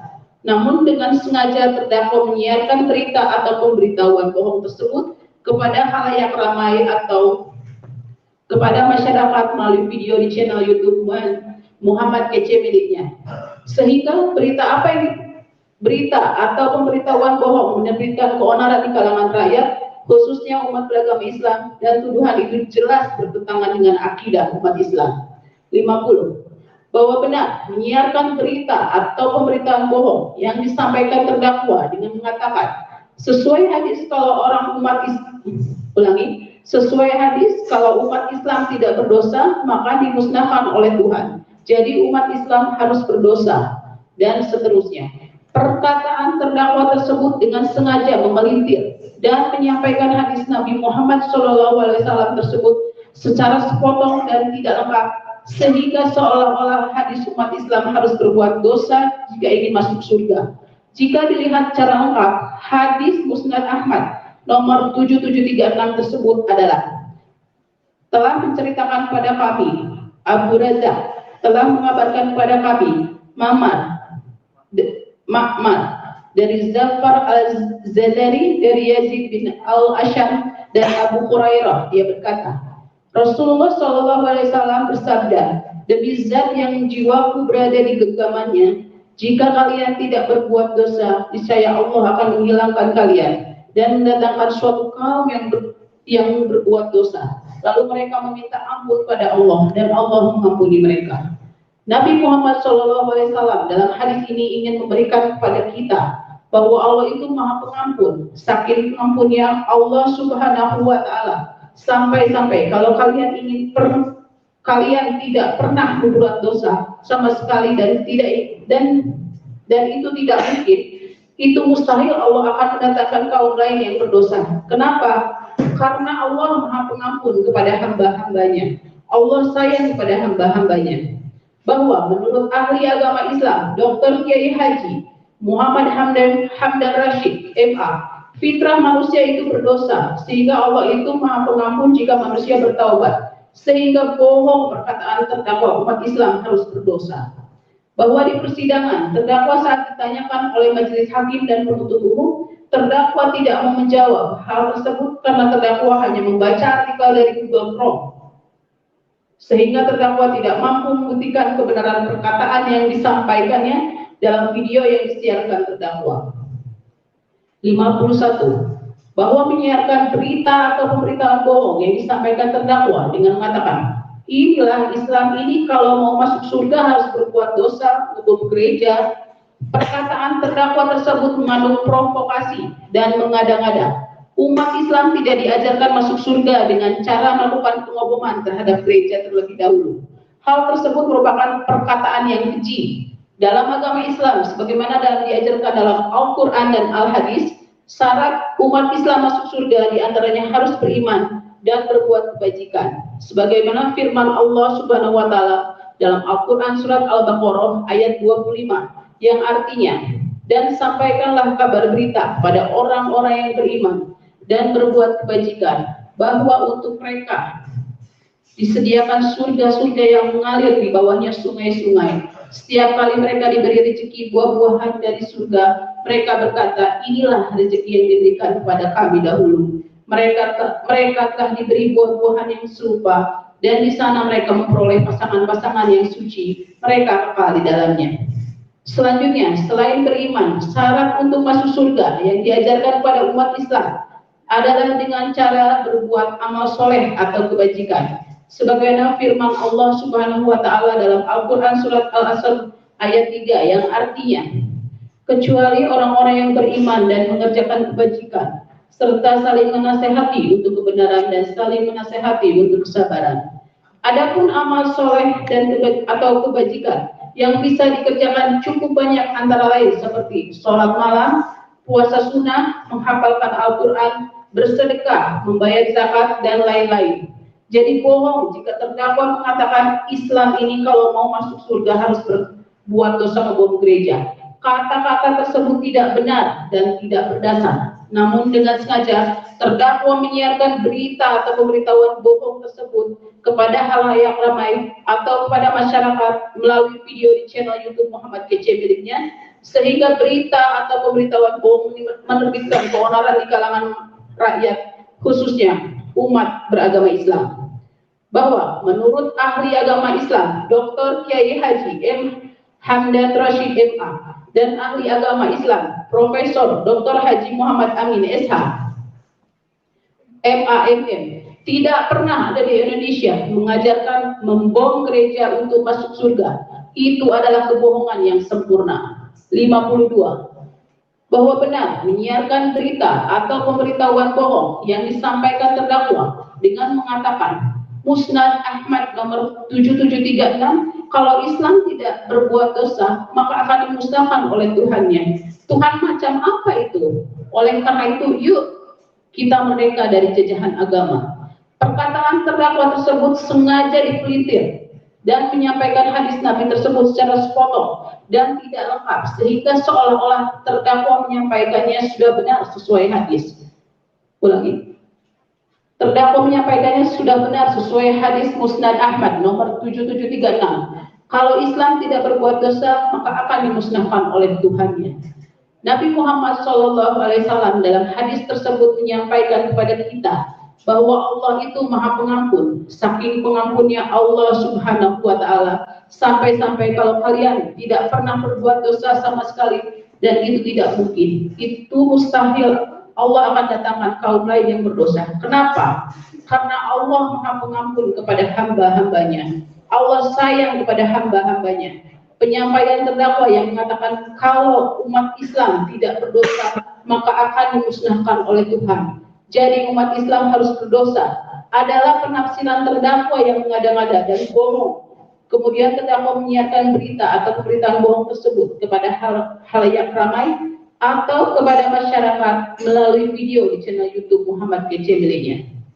Bahwa menurut ahli agama Islam Dr. Kiai Haji M. Hamdan Rashid MA dan ahli agama Islam Profesor Dr. Haji Muhammad Amin SH MAMM, ucapan terdakwa tersebut tidak benar karena terdakwa memenggal hadis tersebut, serta terdakwa tidak memiliki kapasitas dan kemampuan untuk menafsirkan hadis. Bahwa di persidangan terdakwa saat ditanyakan oleh majelis hakim dan penuntut umum, terdakwa tidak mau menjawab hal tersebut karena terdakwa hanya membaca artikel dari Google Chrome, sehingga terdakwa tidak mampu membuktikan kebenaran perkataan yang disampaikannya dalam video yang disiarkan terdakwa. 53. Bahwa benar menyiarkan berita atau pemberitahuan bohong yang disampaikan terdakwa dengan mengatakan Tuhan macam apa itu? Oleh karena itu kita harus merdeka dari jajahan mengajarkan jin. Dari jajahan pengajaran jin. Karena pengajaran yang dari Arab itu ternyata Muhammad itu lebih dekatnya dengan jin. Ya, Muhammad itu dekatnya dengan jin, bukan dekat dengan Allah. Perkataan-perkataan terdakwa itu kembali diulanginya dengan menyampaikan kita harus merdeka dari jajahan pengajaran jin. Karena pengajaran yang ada dari Arab ternyata Muhammad ini lebih dekatnya dengan jin. Ya, Muhammad itu dekatnya dengan jin, bukan dengan Allah. Kata-kata tersebut tidak benar dan tidak berdasar. Namun, dengan sengaja terdakwa menyiarkan berita atau pemberitahuan bohong tersebut kepada halayak ramai atau kepada masyarakat melalui video di channel YouTube Muhammad Kece miliknya. 54. Bahwa benar menyiarkan berita atau pemberitahuan bohong yang disampaikan terdakwa dengan mengatakan Muhammad itu sholatnya berdiri, tidak ada tunggang-tunggung, mereka jin-jin itu berdesakan mengerumuninya. Perkataan-perkataan terdakwa ini kembali diulanginya lagi dengan mengatakan Muhammad itu sholatnya berdiri, tidak ada tunggang-tunggung, mereka jin-jin itu berdesakan mengerumuninya. Kata-kata tersebut tidak benar dan tidak berdasar.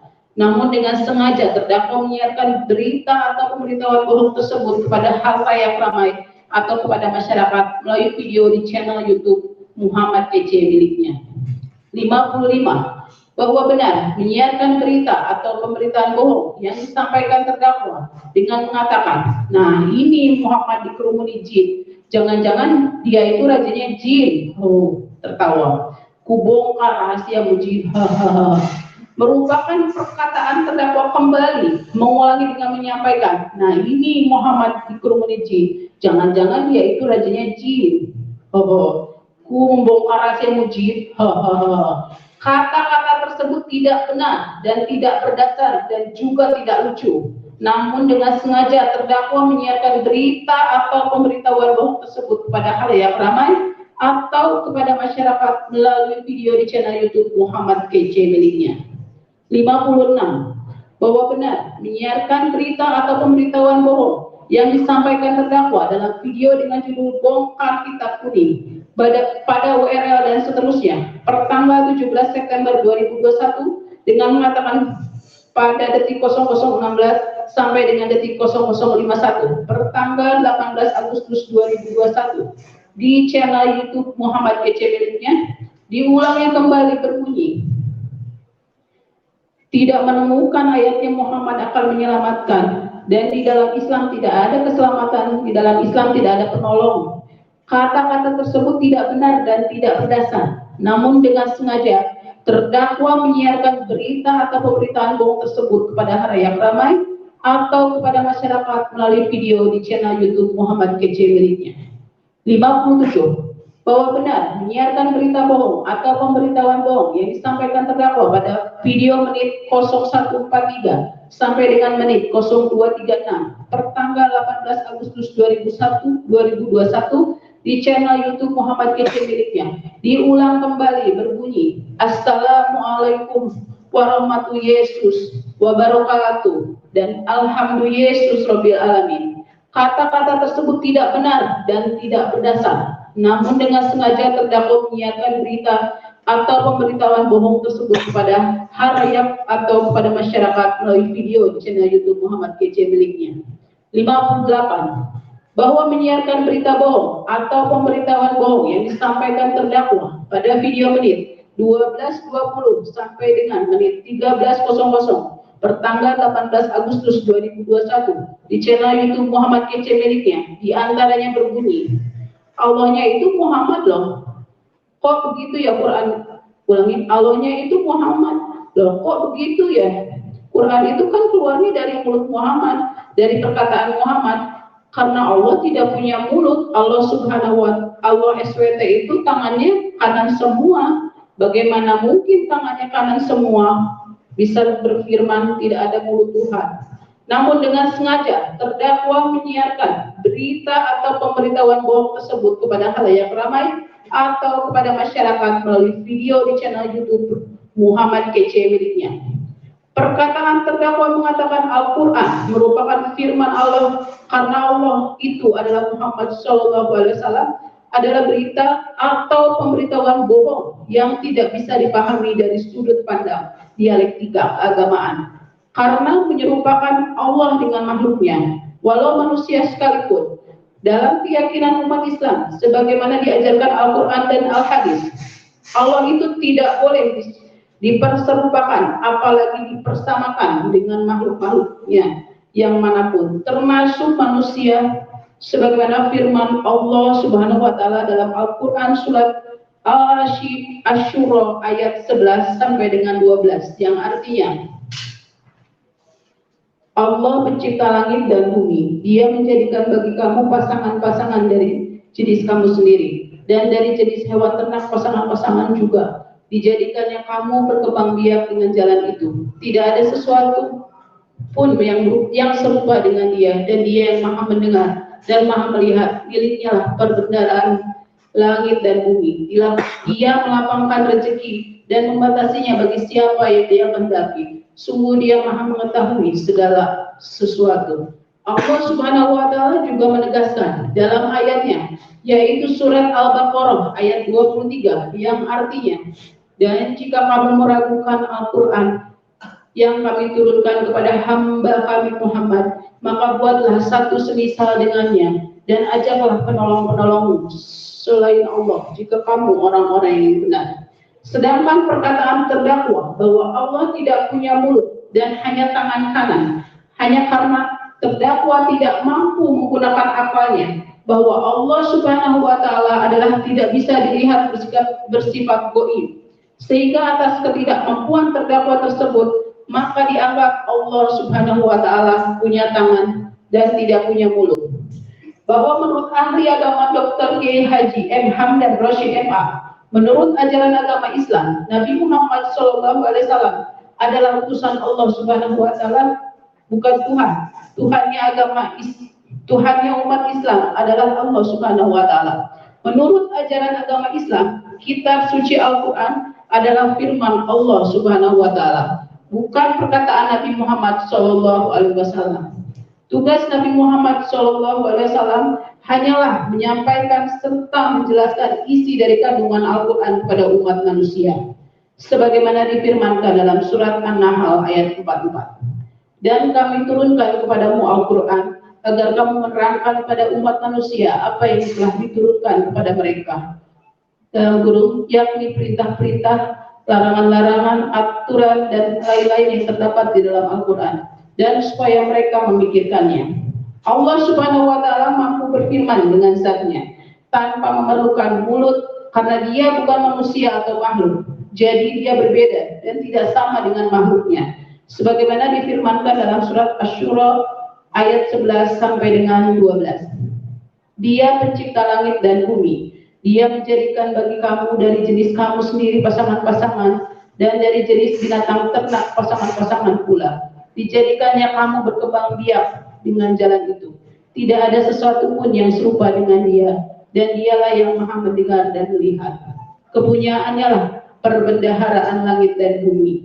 Dia melapangkan rezeki bagi siapa yang dikehendaki dan menyempitkannya. Sesungguhnya dia maha mengetahui segala sesuatu. Bahwa di persidangan terdakwa mengatakan ada ayatnya sebagaimana ucapan terdakwa tersebut, namun terdakwa lupa di mana ayatnya disebut, sehingga terdakwa tidak mampu membuktikan ucapannya tersebut. Izin dilanjutkan. 59. Bahwa benar menyiarkan berita bohong atau pemberitahuan bohong yang disampaikan terdakwa pada video detik 0007 sampai dengan menit 0158 per tanggal 19 Agustus 2021 di channel YouTube Muhammad Kece miliknya diulangnya kembali berbunyi Assalamualaikum warahmatullahi wabarakatuh dan Alhamdulillah Rabbil Alamin. Kata-kata tersebut tidak benar dan tidak berdasar. Namun dengan sengaja terdakwa menyiarkan berita atau pemberitahuan bohong tersebut kepada khalayak ramai atau kepada masyarakat melalui video di channel YouTube Muhammad Kece miliknya. 60. Bahwa benar menyiarkan berita atau pemberitahuan bohong yang disampaikan terdakwa dengan mengatakan kitab kuning membingungkan umat. Kitab kuning merupakan istilah yang digunakan sebagian masyarakat untuk menyebut kitab-kitab berbahasa Arab.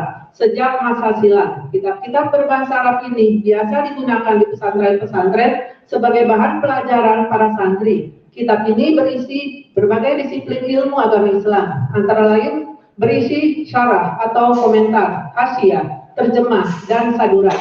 Kitab kuning juga kadang disebut dengan nama kitab gundul. Hal ini dikarenakan kitab-kitab ini tidak memiliki harokat. Adapun kitab-kitab yang ditulis oleh ulama-ulama Indonesia, yaitu saduran, komentar, ataupun terjemah yang ditulis dalam aksara jiwa atau biasa dikenal dengan Arab Pegon. Kitab kuning tidak bisa dibaca oleh sembarang orang. Hanya orang yang menguasai ilmu tata bahasa Arab saja yang bisa membaca seperti ilmu nahwu dan syarah. Maka dari itu, hal dasar yang perlu dipelajari dalam membaca kitab kuning adalah ilmu nahwu dan syarah. Sedangkan untuk kitab-kitab yang berbentuk syair, maka bukan hanya nahwu dan syarah saja yang perlu dikuasai, tetapi juga ilmu balaghah. Di dalam dunia pesantren, ilmu tata bahasa Arab ini disebut dengan istilah ilmu alat. Karena memang ilmu inilah yang digunakan sebagai alat membaca kitab kuning. Sehingga apabila terdakwa merasa kitab kuning membingungkan, dapat diyakini bahwa terdakwa belum sampai ilmu dan keilmuannya untuk membaca kitab kuning tersebut. Karena banyak juga umat Islam yang mampu mempelajari, membaca, dan memahami keilmuan yang ada dalam kitab kuning. Terdakwa telah memaknai keberadaan kitab kuning secara asal-asalan dan tanpa dasar pengetahuan yang memadai. Bahwa kitab kuning seperti kitab Safinatun Najah karya Syekh Nawawi Al-Bantani hanyalah merupakan interpretasi atau ijtihad para ulama terhadap Al-Quran dan hadis yang bertujuan untuk memudahkan para pelajar Islam serta masyarakat luas dalam memahami ajaran Islam yang bersumber dari Al-Quran dan hadis Rasulullah Shallallahu Alaihi Wasallam. Jadi bukan merupakan penyimpangan, adalah suatu kebohongan jika Al-Quran tidak memerintahkan umat Islam membaca atau mempelajari hadis dan fikih. Faktanya Allah Subhanahu wa taala memerintahkan umat Islam untuk mengikuti hadis Rasulullah Shallallahu alaihi wasallam dan mendalami ajaran Islam yang antara lain dengan membaca atau mempelajari hadis serta fikih. Bahwa menurut saksi Kiai Haji Muhammad Khalil Nafis LC MA PhD yang juga merupakan Ketua MUI Bidang Dakwah Indonesia, pendapat ulama itu berdasarkan Al-Quran dan hadis kemudian dituangkan ke dalam kitab, salah satunya kitab kuning, dengan tujuan agar memudahkan para muridnya dalam mempelajari Al-Quran dan hadis. Terdakwa dalam membaca kitabnya saja sudah salah dan malah lancang berani-beraninya menjelaskan terkait kitab kuning tersebut. Bahwa menurut saksi Dr. Kiai Haji Ain Jaimuddin MA yang juga merupakan Ketua Nahdlatul Ulama Kabupaten Bogor, bahwa di lingkup NU kitab kuning menjadi bagian dari simbol keilmuan. Di NU penguasaan seseorang menguasai kitab kuning sebagai penopang dari kualifikasi ulama. Kitab kuning merupakan bagian dari penjelasan Al-Quran dan hadis. Pelecehan terhadap kitab kuning merupakan pelecehan juga terhadap Al-Quran dan hadis. Selama ini, ulama di seluruh dunia tidak ada yang mempertanyakan otentifikasi dari sumber keilmuan kitab kuning. Bahwa menurut saksi Miftahudin yang juga merupakan ketua pimpinan anak cabang Gerakan Pemuda Ansor Kecamatan Cimerak, kitab kuning dan fikih bukan menyesatkan, tetapi merupakan penjabaran tentang Al-Quran dan hadis yang menjadi panduan dalam umat Islam menjalankan ibadah. Tidak benar kitab kuning harus dihapuskan dari kurikulum pesantren dan lebih baik sekolah SMA di Solo yang bisa menghasilkan para pelajar yang bisa membuat mobil dibandingkan pesantren. Melainkan pesantren menghasil santri juga memiliki pengetahuan dan intelektual yang tidak kalah dengan siswa SMK Solo. Santri banyak yang mengikuti Olimpiade Matematika ke luar negeri. Jadi hal yang diucapkan terdakwa sangat tidak berdasar. Bahwa menurut ahli agama Islam Dr. Kiai Haji M. Hamdan Rashid MA, ucapan terdakwa tersebut merupakan sebuah kebohongan terhadap ajaran Islam. Karena ajaran Islam bersumber dari Al-Quran dan hadis Rasulullah Shallallahu Alaihi Wasallam, bukan pada kitab kuning. Kitab kuning seperti kitab Safinatun Najah karya Syekh Nawawi Al-Bantani hanyalah merupakan interpretasi atau ijtihad para ulama terhadap Al-Quran dan hadis yang bertujuan untuk memudahkan para pelajar Islam serta masyarakat luas dalam memahami ajaran Islam yang bersumber dari Al-Quran dan hadis Rasulullah Shallallahu Alaihi Wasallam. Jadi bukan merupakan penyimpangan. Bahwa asal usul atau sejarah munculnya kitab kuning adalah berasal dari usaha para ulama dalam menjelaskan ajaran Islam yang bersumber dari Al-Quran dan Al-Sunnah kepada masyarakat, khususnya para pelajar yang menuntut ilmu di lembaga-lembaga pendidikan Islam. Kitab kuning adalah sebutan terhadap kitab-kitab dalam bahasa Arab yang ditulis oleh para ulama sejak abad pertengahan hingga sekarang yang biasanya diajarkan di berbagai pondok pesantren di Indonesia pada khususnya dan dunia Islam pada umumnya. Maksud dan tujuan diajarkannya kitab kuning adalah untuk mengkaji dan memahami ajaran agama Islam dari berbagai aspeknya secara luas dan mendalam yang bersumber dari Al-Quran dan hadis Rasulullah Shallallahu Alaihi Wasallam. Jenis-jenis kitab kuning antara lain adalah 1. Tafsir Al-Quran, 2. Ilmu tafsir, 3. Hadis Rasulullah Shallallahu Alaihi Wasallam, 4. Ilmu mustalah hadis, 5. Sirah Nabawiyah, 6. Ilmu fikih atau hukum Islam, 7. Ilmu usul fikih, metodologi berijtihad, 8. Qawaid fikih atau kaidah-kaidah ilmu fikih, 9. Ilmu akhlak, etika dalam Islam, 10. Ilmu tasawuf, mistisisme dalam Islam, 11. Ilmu nahwu dan sorof atau gramatika bahasa Arab, 12. Ilmu balaghah, sastra Arab. Materi yang diajarkan dalam kitab kuning antara lain adalah tentang 1. Keimanan, akidah Islamiyah, 2. Syariat Islam atau hukum-hukum Islam, baik tentang hukum ibadah, al-ibadah, hukum yang terkait dengan interaksi atau aktivitas antar manusia, ahkam al-muamalah, hukum keluarga, atau ahkam al-munakahah, hukum pidana, ahkam al-jinayah, dan lain-lain. 3. Akhlak dan tasawuf. 4. Ilmu nahwu dan sorof atau gramatika bahasa Arab. 5. Ilmu balaghah bahasa Arab. 6. Sejarah peradaban Islam, dan lain-lain. Tidak benar jika dikatakan bahwa kitab kuning merupakan kitab yang mengajarkan tentang terorisme.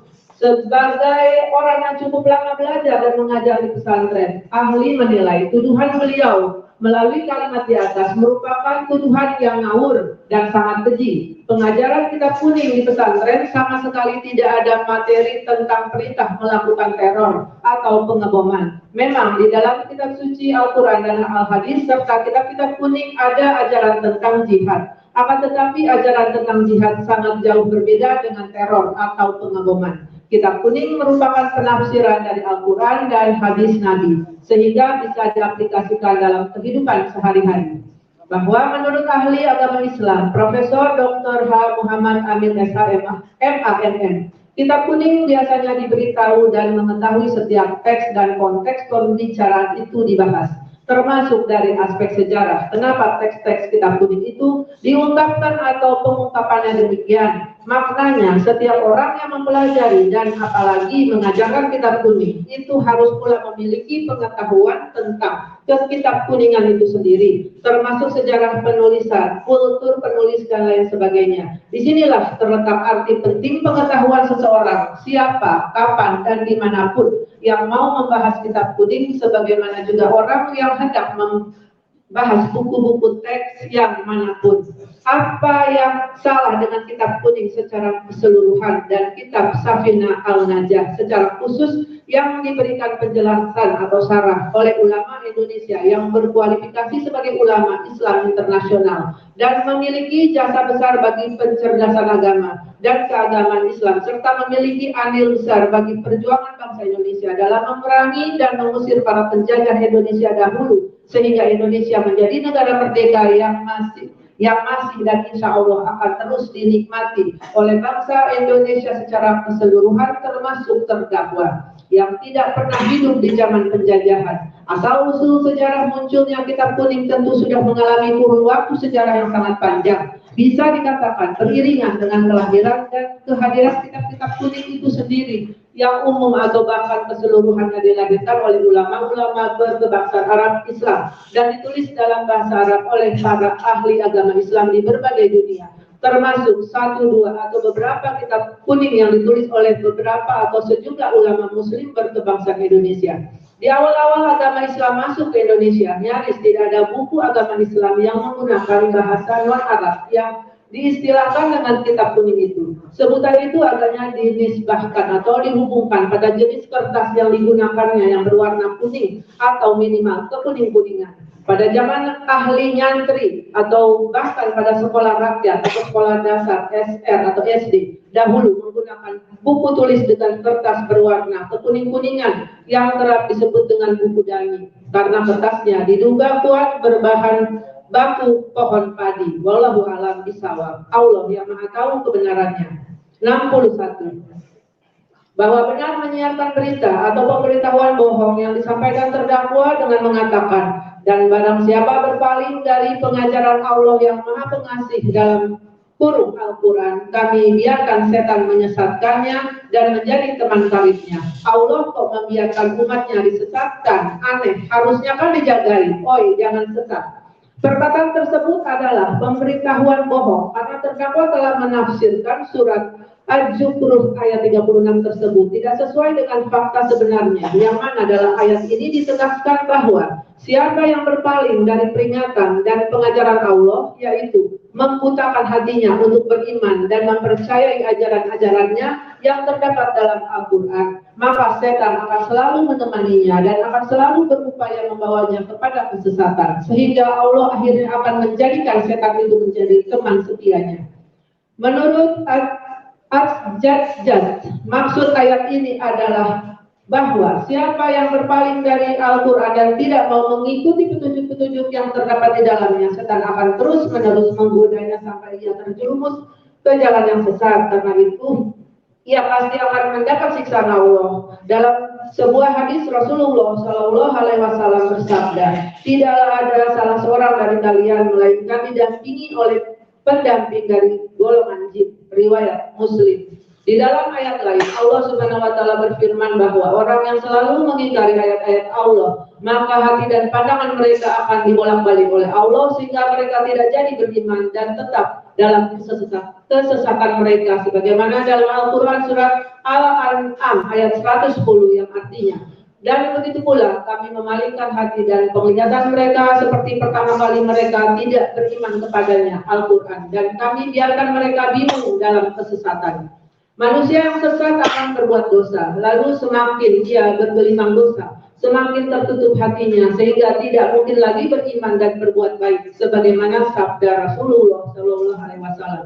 Sesungguhnya seorang mukmin jika berbuat dosa, niscaya ada titik hitam di dalam hatinya. Jika ia bertobat dan meninggalkan dan memohon ampun, niscaya hatinya kembali bersih. Namun jika dosanya bertambah, niscaya bertambah titik hitam tersebut sehingga meliputi hatinya. Riwayat Ahmad.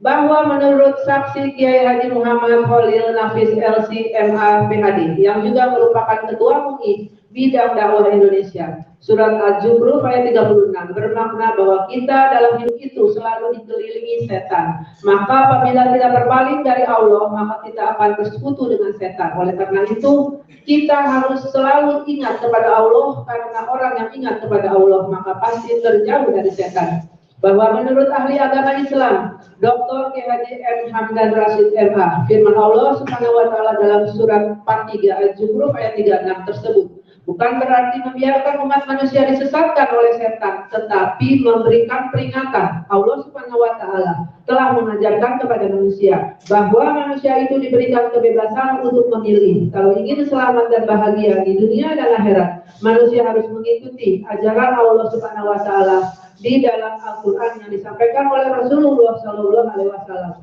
Akan tetapi jika mereka berpaling dari pelajarannya, ya risikonya akan disesatkan oleh setan. Bahwa menurut ahli agama Islam, Profesor Dr. H. Muhammad Amin SH MA MM, pernyataan terdakwa yang mengatakan bahwa Allah membiarkan mereka sesat adalah pernyataan yang menyesatkan. Bahwa di persidangan terdakwa menyampaikan terkait dengan Allah kok membiarkan umatnya disesatkan, kan aneh, harusnya kan dijagain, oi jangan sesat. Terdakwa hanya membaca ayatnya saja, karena bahasa terjemahan ayat tersebut menggunakan bahasa yang lugas dan mudah dimengerti. Dan terdakwa menyadari tidak boleh menafsirkan kitab suci Al-Quran karena tidak memiliki kapasitas untuk menafsirkan. Dan terdakwa menyadari bahwa apa yang disampaikan adalah kesalahan berpikir terdakwa. 62. Bahwa benar menyiarkan berita bohong atau pemberitahuan bohong yang disampaikan terdakwa dengan mengatakan ajaran Islam jangan sampai yang enak-enaknya diberikan kepada rakyat Indonesia, dipromosikan Arab, dan seterusnya. Perkataan terdakwa tersebut merupakan pemberitahuan bohong karena bertentangan dengan fakta sebenarnya, yaitu dalam agama Islam manusia tidak melulu mendapatkan yang enak-enak, melainkan akan diuji dengan berbagai ujian dan cobaan sebagaimana tersebut dalam firman Allah Subhanahu wa Taala sebagai berikut. Setiap yang bernyawa pasti akan merasakan mati. Kami akan menguji kamu dengan keburukan dan kebaikan sebagai cobaan, dan kamu akan dikembalikan hanya kepada kami. Al-Quran surat Al-Anbiya ayat 35. Apakah manusia mengira bahwa mereka akan dibiarkan hanya dengan mengatakan kami telah beriman dan mereka tidak diuji, dan sungguh kami telah menguji orang-orang sebelum mereka, maka Allah pasti mengetahui orang-orang yang benar dan pasti mengetahui orang-orang yang dusta. Al-Quran surat Al-Ankabut ayat 2-3. Dan juga sebagaimana tersebut dalam hadis, sungguh mengagumkan perihal orang mukmin. Semua hal yang menimpa mereka membuahkan kebaikan yang itu tidak didapatkan oleh selainnya. Jika ia mengalami kelapangan atau kebaikan, ia bersyukur, maka itu baik buatnya. Dan jika ia mengalami kesempitan atau keburukan, ia bersabar, maka itu juga baik buatnya. Hadis riwayat Muslim dari Abu Yahya Suhaib bin Sinan radhiyallahu anhu. Bahwa menurut saksi Kiai Haji Muhammad Khalil Nafis LC MA PhD, saksi Dr. Kiai Haji Aib Zainuddin MA, dan saksi Kiai Haji Otong Aminuddin. Ajaran agama Islam bukan dipromosikan oleh negara Arab, dan agama Islam mengajarkan tidak hanya masuk surga, tetapi juga ajaran Islam memuat larangan dan perintah di dalamnya. 63. Bahwa benar menyiapkan berita bohong atau pemberitahuan bohong yang disampaikan terdakwa dengan mengatakan, jangan sampai orang Indonesia ini ditipu oleh ahli-ahli agama. Ditipu bagaimana? Ditipu untuk kehidupannya sendiri, untuk kepentingan pribadinya, untuk mencari makan jemaat dikorbankan. Ucapan-ucapan terdakwa tersebut sangat tidak berdasar dan menghina ahli-ahli agama Islam karena telah menipu jemaat untuk kepentingan pribadi dan mencari nafkah. Pernyataan terdakwa tersebut tendensius yang ditujukan kepada ahli-ahli agama Islam dan disebut terdakwa sebagai penipu. Ahli-ahli agama Islam yang ada di Indonesia bukanlah penipu. Kalaulah penipu, tentu sudah banyak para ahli agama Islam yang masuk ke dalam penjara. Karena penipuan merupakan perbuatan pidana. Ahli agama Islam atau biasanya disebut kiai, ustadz, buya, dan lain-lain, sejatinya merupakan seorang pendakwah. Dakwah dalam Islam adalah kegiatan yang bersifat menyeru, mengajak, dan memanggil orang untuk beriman dan taat kepada Allah Subhanahu wa Ta'ala sesuai dengan akidah dan syariat agama Islam. Ajakan untuk berdakwah bagi umat Islam bersesuaian dengan firman Allah Subhanahu wa Ta'ala dalam Al-Quran, yaitu dalam surat An-Nahl ayat 125 yang artinya, serulah manusia kepada jalan Tuhanmu dengan hikmah dan pengajaran yang baik, dan berdebatlah dengan mereka dengan cara yang baik. Sesungguhnya Tuhanmu, dialah yang lebih mengetahui siapa yang sesat dari jalannya, dan dialah yang lebih mengetahui siapa yang mendapat petunjuk. Kamu, umat Islam, adalah umat terbaik yang dilahirkan untuk manusia, karena kamu menyuruh berbuat yang ma'ruf dan mencegah dari yang mungkar dan beriman kepada Allah. Surat Al-Imran ayat 110. Demi masa, sesungguhnya manusia berada dalam kerugian kecuali mereka yang beriman dan beramal soleh, serta saling menasehati dalam kebenaran dan saling menasehati dalam kesabaran. Surah Al-Asr ayat 1-3. Dakwah Islam mutlak harus terus dilaksanakan dan mengharuskan para pemuka agama gencar memberikan pemahaman yang lurus bagi umat yang masih awam tentang agama. Pendakwah atau ahli agama Islam pada prinsipnya tidak pernah mencari keuntungan dalam setiap dakwahnya, tetapi selalu mengedepankan kewajibannya lah sebagai pendakwah untuk memberikan pemahaman yang lurus bagi umat yang masih awam tentang agama Islam. Sehingga perkataan terdakwa, perkataan bohong, sehingga menerbitkan keonaran di kalangan rakyat, khususnya yang beragama Islam. Bahwa menurut ahli agama Islam, Dr. Kiai Haji M. Hamdan Rashid MA, ucapan terdakwa tersebut adalah tuduhan kepada ahli agama bahwa mereka menipu jemaat untuk kepentingan pribadi dan mencari makan. Bahwa di depan persidangan terdakwa menyampaikan ucapannya tersebut di atas hanyalah ungkapan perasaan terdakwa dan mengakui hal tersebut tidak benar. 64. Bahwa menyiapkan berita bohong atau pemberitahuan bohong yang disampaikan terdakwa pada video menit 10.36 sampai dengan menit 11.33 pertanggal 19 Agustus 2021 di channel YouTube Muhammad KC miliknya, diantaranya berbunyi, Al-Quran ini mengambil dari Alkitab, mengcopy paste dari Alkitab, maka sebagian Al-Quran firman Tuhan, sebagian dipolitisir oleh Muhammad. Perkataan terdakwa ini hanya asal bunyi tanpa dasar dan mengada-ada dengan menuduh Nabi Muhammad SAW telah mengcopy paste Alkitab. Luar biasa kebohongan terdakwa dengan ucapan-ucapannya mengatakan Al-Quran ini mengambil dari Alkitab, mengcopy paste dari Alkitab, maka sebagian Al-Quran firman Tuhan, sebagian dipolitisir oleh Muhammad. Di mana logika terdakwa mengatakan mengcopy paste, padahal Al-Quran itu sudah ada sekitar tahun 600 Masehi, sedangkan komputer atau mesin fotokopi baru ada sekitar tahun 1900-an. Inilah pikiran terdakwa di luar nalar. Terlebih-lebih terdakwa katakan sebagai Al-Quran firman Tuhan, sebagian dipolitisir oleh Muhammad. Luar biasa naifnya dan tidak nyambung. Bagaimana mungkin Al-Quran awalnya berbahasa Ibrani atau berbahasa Yunani di copy paste sebagian menjadi Al-Quran? Inilah asal ngomong. Soalnya Al-Quran itu murni 100% bertuliskan huruf Arab dan bahasa Arab, bukan huruf Ibrani dengan berbahasa Ibrani atau tulisan Yunani dengan berbahasa Yunani. Ucapan-ucapan terdakwa ini hanyalah omong kosong, penuh dengan kebohongan. Umat Islam sedunia meyakini seluruh isi Al-Quran adalah firman Allah Subhanahu wa Ta'ala yang dijamin autentisitasnya sampai hari kiamat. Dapat dibuktikan antara lain bahwa Al-Quran sudah tertulis semuanya sejak Rasulullah SAW masih hidup, meskipun pembukuannya dalam satu mushaf baru dilakukan pada masa Khalifah Abu Bakar Al-Siddiq. Bukti lain atas autentisitasnya Al-Quran adalah bahwa Al-Quran yang terdiri dari 30 juz, 114 surat 6.236 ayat mudah dihafal, sehingga di dunia ini jutaan manusia hafal Al-Quran. Hal ini menjadi bukti atas kebenaran firman Allah Subhanahu wa Ta'ala dalam Al-Quran. Surah Al-Hijr ayat 9, sesungguhnya kamilah yang menurunkan Al-Quran dan pasti kami pula yang memeliharanya. Kemudian masih adanya firman Allah Subhanahu wa Ta'ala dalam Al-Quran, surat Al-Maidah ayat 48. Dan kami telah menurunkan kitab Al-Quran kepadamu Muhammad dengan membawa kebenaran, yang membenarkan kitab-kitab yang diturunkan sebelumnya dan menjaganya.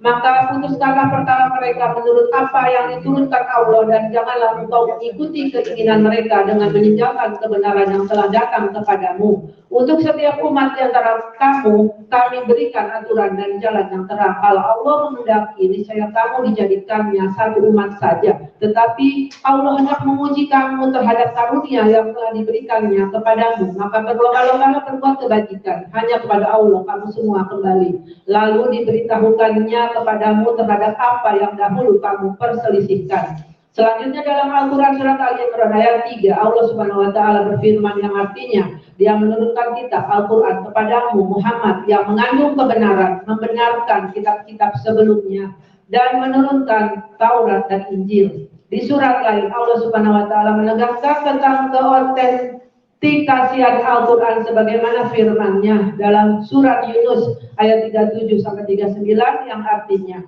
dan tidak mungkin Al-Quran ini dibuat-buat oleh selain Allah, tetapi Al-Quran membenarkan kitab-kitab yang sebelumnya dan menjelaskan hukum-hukum yang telah ditetapkannya. Tidak ada keraguan di dalamnya. Diturunkan dari Tuhan seluruh alam. Apakah pantas mereka mengatakan Dia Muhammad yang telah membuat-buatnya?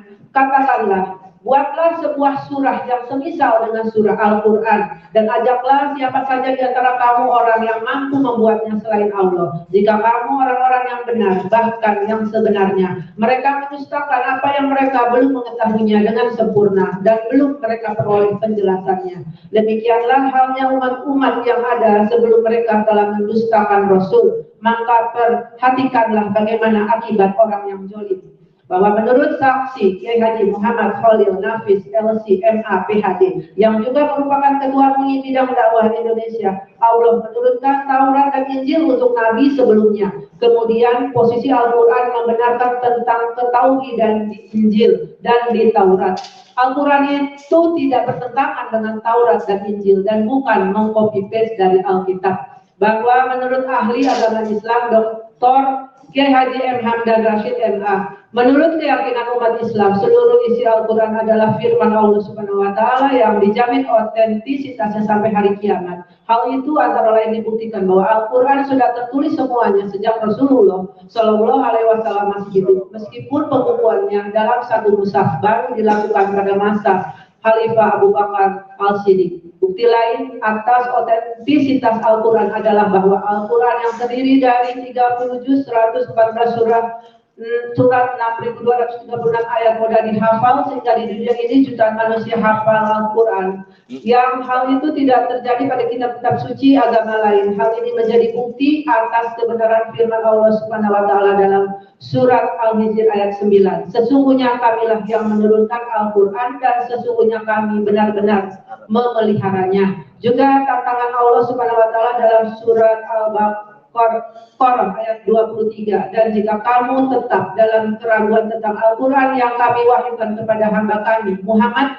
buatlah satu surat saja yang semisal Al-Quran itu, dan ajaklah penolong-penolongmu selain Allah jika kamu orang-orang yang benar. Jadi Al-Quran adalah wahyu Allah, tidak sama dengan Alkitab, dan tidak ada buktinya jika copy paste. Bahwa di persidangan terdakwa saat ditanyakan oleh majelis hakim dan penuntut umum, terdakwa tidak mau menjawab.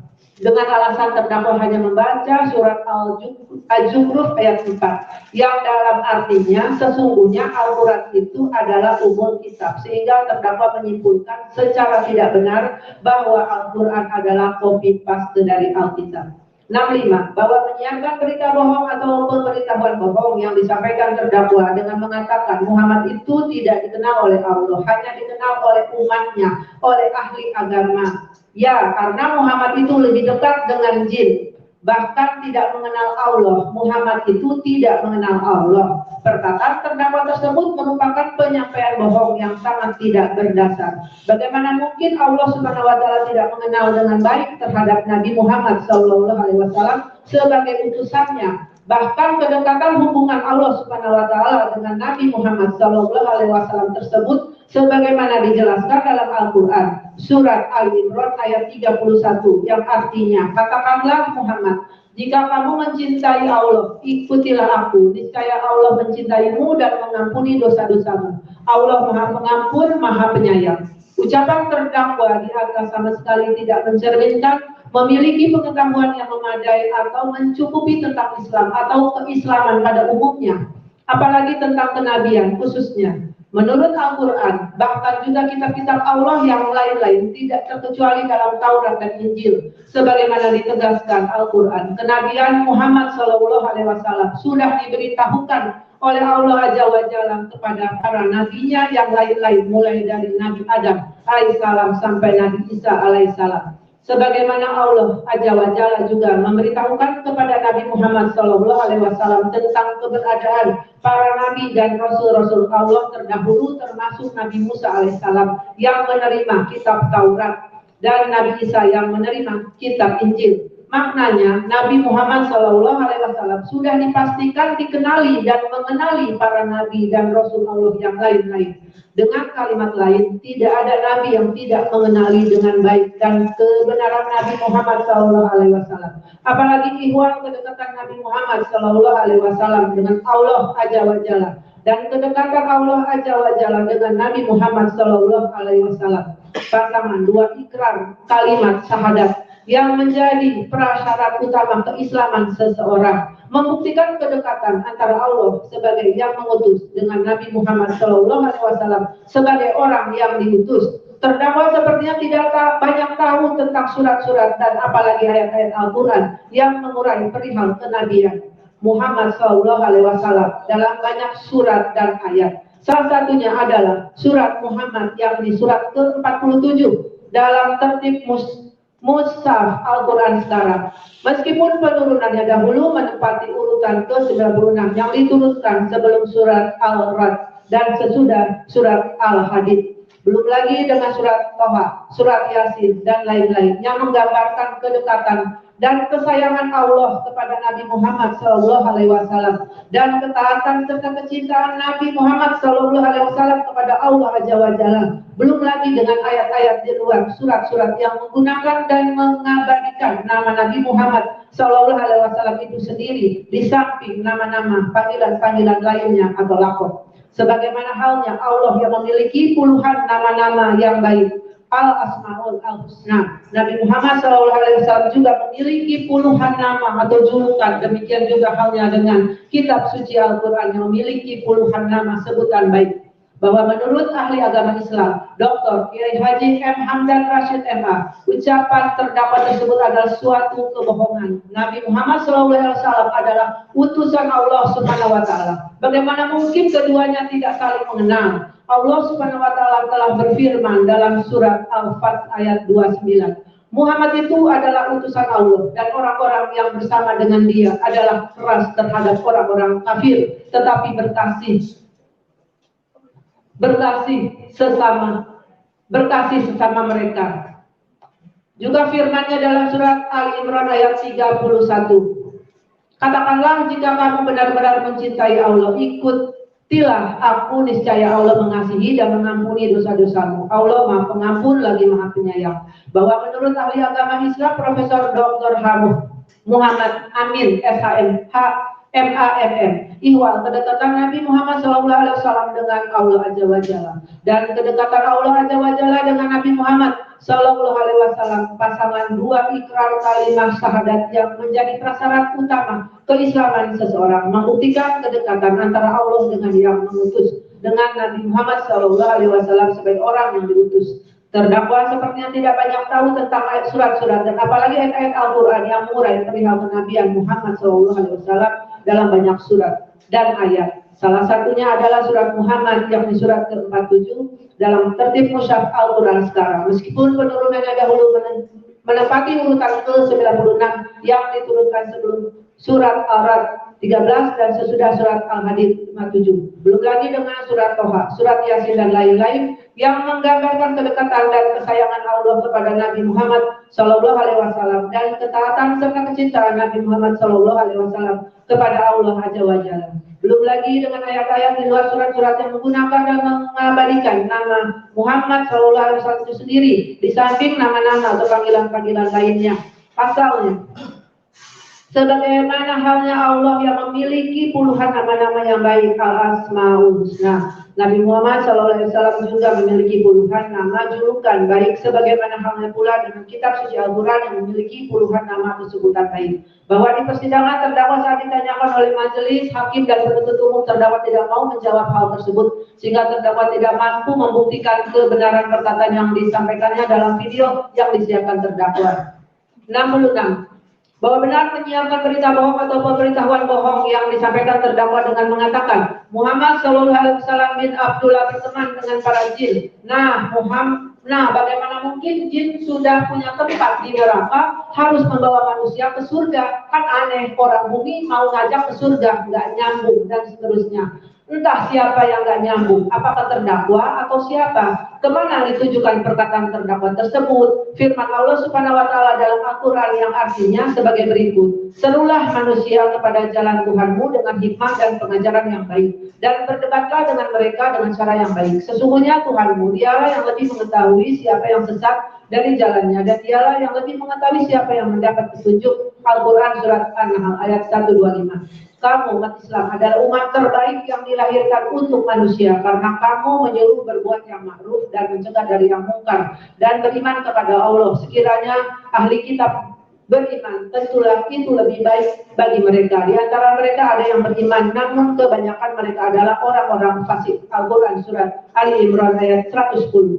Demi masa, sungguh manusia berada dalam kerugian, kecuali orang-orang yang beriman dan mengerjakan kebajikan, serta saling menasehati untuk kebenaran dan saling menasehati untuk kesabaran. Al-Quran Surat Al-Asr ayat 1-3. Berdasarkan ayat tersebut jelas, Allah Subhanahu wa Ta'ala menyuruh sesama manusia agar saling mengingat, saling mengajak menuju ke jalan yang benar, jalan yang diridhoi, agar manusia bahagia dunia akhirat. Sedangkan jin sama halnya dengan manusia, tidak semua jin tempatnya di neraka. Jin yang bertakwa kepada Allah Subhanahu wa Ta'ala akan masuk ke dalam surga, juga layaknya sebagaimana manusia yang beriman kepada Allah Subhanahu wa Ta'ala. Bahwa menurut ahli agama Islam Dr. Ghazi R. Hamdan Rashid MA, ucapan terdakwa Muhammad SAW bin Abdullah berteman dengan para jin. Nah, bagaimana mungkin jin sudah punya tempat di neraka harus membawa manusia ke surga? Kan aneh, orang bumi mau ngajak ke surga, nggak nyambung. Perkataan terdakwa tersebut merupakan suatu kebohongan yang luar biasa. Bahwa di persidangan terdakwa menyampaikan terkait ucapannya tersebut, terdakwa tidak memahami maksud dari ayat surat Al-Jin tersebut karena terdakwa hanya menafsirkan surat Al-Jin ayat 19 tanpa dasar dan keahlian sebagai penafsir Al-Quran. 67. Bahwa benar menyiarkan berita bohong atau pemberitahuan bohong yang disampaikan terdakwa pada video menit 15:27 sampai dengan menit 15:53 per tanggal 19 Agustus 2021 di channel YouTube Muhammad Kece, miliknya diantaranya berbunyi, Muhammad bin Abdullah ini pengikut jin. Ya, kenapa saya katakan itu? Karena pengajarannya umat Islam ini dari kitab kuning ini. Makanya kita bongkar ini kitab kuning ya. Perkataan terdakwa tersebut adalah perkataan bohong dan tidak mempunyai dasar atau dalil sebagai panduan kecuali asal ngomong. Dalam Al-Quran bahwa Nabi Muhammad SAW bukanlah pengikut jin, melainkan Nabi Muhammad SAW adalah utusan Allah Subhanahu Wa Taala dan merupakan Nabi penutup, sebagaimana firman Allah Subhanahu Wa Taala dalam Al-Quran surat Al-Ahzab ayat 40 yang artinya Muhammad itu bukanlah bapak dari seseorang di antara kamu, tetapi dia adalah utusan Allah dan penutup para nabi, dan Allah Maha mengetahui segala sesuatu. Selanjutnya, sebagai seorang nabi, Nabi Muhammad SAW mempunyai tugas dari Allah Subhanahu Wa Taala yang diantaranya disebutkan dalam Al-Quran surat Al-Ahzab ayat 45 yang artinya, wahai Nabi, sesungguhnya kami mengutusmu untuk menjadi saksi, pembawa kabar gembira dan pemberi peringatan. Sebagaimana tugas-tugas tersebut, justru Nabi Muhammad SAW bertanggung jawab untuk mengabarkan bukan hanya kepada manusia, melainkan juga kepada jin, bahwa mereka diciptakan adalah untuk beribadah kepada Allah Subhanahu Wa Taala. Sebagaimana firman Allah Subhanahu Wa Taala dalam Al-Quran surat Al-Jariyat ayat 56 yang artinya, aku tidak menciptakan jin dan manusia melainkan agar mereka beribadah kepadaku. Sebagai orang yang beriman, maka seluruh umat Islam di dunia ini harus mentaati ajakan Rasulullah SAW untuk beribadah kepada Allah Subhanahu Wa Taala. Sebagaimana firman Allah Subhanahu Wa Taala dalam Al-Quran surat An-Nisa ayat 80 artinya, barang siapa menaati Rasul Muhammad, maka sesungguhnya dia telah menaati Allah. Dan barang siapa berpaling dari ketaatan itu, maka ketahuilah kami tidak mengutus Muhammad untuk menjadi pemelihara mereka. Sedangkan perkataan terdakwa mengatakan pengajarannya umat Islam ini dari kitab kuning dan seterusnya adalah suatu kebohongan terkait pemahaman Islam. Karena ajaran Islam bukan bersumber dari kitab kuning, tetapi bersumber dari Al-Quran dan hadis Rasulullah SAW. Kitab kuning seperti kitab Safinatun Najah karya Syekh Nawawi Al-Bantani hanyalah merupakan interpretasi atau istihad para ulama terhadap Al-Quran dan hadis yang bertujuan untuk memudahkan para pelajar Islam serta masyarakat luas dalam memahami ajaran Islam yang bersumber dari Al-Quran dan hadis Rasulullah SAW, namun bukan merupakan penyimpangan. Bahwa menurut saksi Kiai Haji Muhammad Khalil Nafis LCMA PhD yang juga merupakan ketua MUI bidang dakwah Indonesia, terdakwa membaca kitabnya saja salah, sudah berani-beraninya menjelaskan kitab kuning tersebut. Pendapat ulama itu berdasarkan Al-Quran dan hadis kemudian dituangkan ke dalam kitab. Salah satunya kitab kuning dengan tujuan agar memudahkan para muridnya dalam mempelajari Al-Quran dan hadis. Bahwa menurut saksi Dr. Kiai Haji Aib Jainuddin MA yang juga merupakan Ketua Nahdlatul Ulama Kabupaten Bogor di lingkup NU, kitab kuning menjadi bagian dari simbol keilmuan. Di NU, penguasa seseorang menguasai kitab kuning sebagai penopang dari kualifikasi ulama. Kitab kuning merupakan bagian dari penjelasan Al-Quran dan hadis. Pelecehan terhadap kitab kuning merupakan pelecehan juga terhadap Al-Quran dan hadis. Bahwa menurut ahli agama Islam Dr. Kiai Haji M. Hamdan Rashid MA, pernyataan terdakwa tersebut adalah suatu kebohongan terhadap ajaran Islam, karena ajaran Islam bersumber dari Al-Quran dan hadis Rasulullah SAW, bukan pada kitab kuning. Kitab kuning seperti kitab Safinatun Najah karya Syekh Nawawi Al-Bantani hanyalah merupakan interpretasi atau istihad para ulama terhadap Al-Quran dan hadis yang bertujuan untuk memudahkan para pelajar Islam serta masyarakat luas dalam memahami ajaran Islam yang bersumber dari Al-Quran dan hadis Rasulullah SAW. Jadi bukan merupakan penyimpangan. Adalah suatu kebohongan jika Al-Quran tidak memerintahkan umat Islam membaca atau mempelajari hadis dan fikih. Faktanya Allah Subhanahu Wa Taala memerintahkan umat Islam untuk mengikuti hadis Rasulullah SAW dan mendalami ajaran Islam yang antara lain dengan membaca atau mempelajari hadis serta fikih sebagaimana telah difirmankan dalam surat Al-Hasyr ayat 7. Apa yang diberikan atau diperintahkan Rasul kepadamu, maka terimalah, dan apa yang dilarangnya bagimu, maka tinggalkanlah, dan bertakwalah kepada Allah, sesungguhnya Allah amat keras hukumannya. Juga firman-Nya dalam surat Al-Taubah ayat 122. Tidak sepatutnya bagi mukminin orang-orang beriman itu pergi semuanya ke medan perang. Mengapa tidak pergi dari tiap-tiap golongan di antara mereka beberapa orang untuk memperdalam pengetahuan mereka tentang agama dan untuk memberi peringatan kepada kaumnya apabila mereka telah kembali kepadanya supaya mereka itu dapat menjaga dirinya. Nomor 68, bahwa benar menyiarkan berita bohong atau pemberitahuan bohong yang disampaikan terdakwa dengan mengatakan, kitab kuning ini adalah pemikiran orang Yaman, bukan pemikiran Allah, dan seterusnya. Rukun Islam di sini tidak jelas, pirang-pirang rukun Islam. Satu itu ada 5. Yang pertama syahadat, yang kedua salat, yang ketiga zakat, yang keempat puasa, dan yang kelima haji. Tapi kadang-kadang dibalik, puasa dulu baru zakat dan seterusnya. Pemahaman atau penguasaan terdakwa tentang kitab kuning yang menganggap dari pemikiran orang Yaman dan bukan pemikiran Allah Subhanahu wa Ta'ala adalah sangat keliru. Mengingat pemikirannya orang Yaman adalah pemikiran manusia, sedangkan Allah tidak memikir seperti manusia, melainkan Allah Subhanahu wa Ta'ala itu menurunkan wahyu. Selanjutnya terdakwa mencampur adukan rukun Islam menurut pemahaman terdakwa. Entah apa maksudnya terdakwa pirang-pirang rukun Islam. Ucapan-ucapan terdakwa tersebut hanya bersifat hayalan-hayalan tanpa dalil dan tidak dapat dipertanggungjawabkan. Maksud terdakwa menyampaikan ucapan kebohongannya tersebut hanya untuk meyakinkan penonton channel YouTube Muhammad Kece miliknya, padahal sumber hukum dalam ajaran Islam adalah Al-Quran dan hadis. Sedangkan kitab kuning seperti kitab Safinatun Najwa karya Syekh Nawawi Al-Bantani hanyalah merupakan interpretasi atau ihtijaj para ulama terhadap Al-Quran dan hadis yang bertujuan untuk memudahkan para pelajar Islam serta masyarakat luas dalam memahami ajaran Islam yang bersumber pada Al-Quran dan hadis Rasulullah SAW.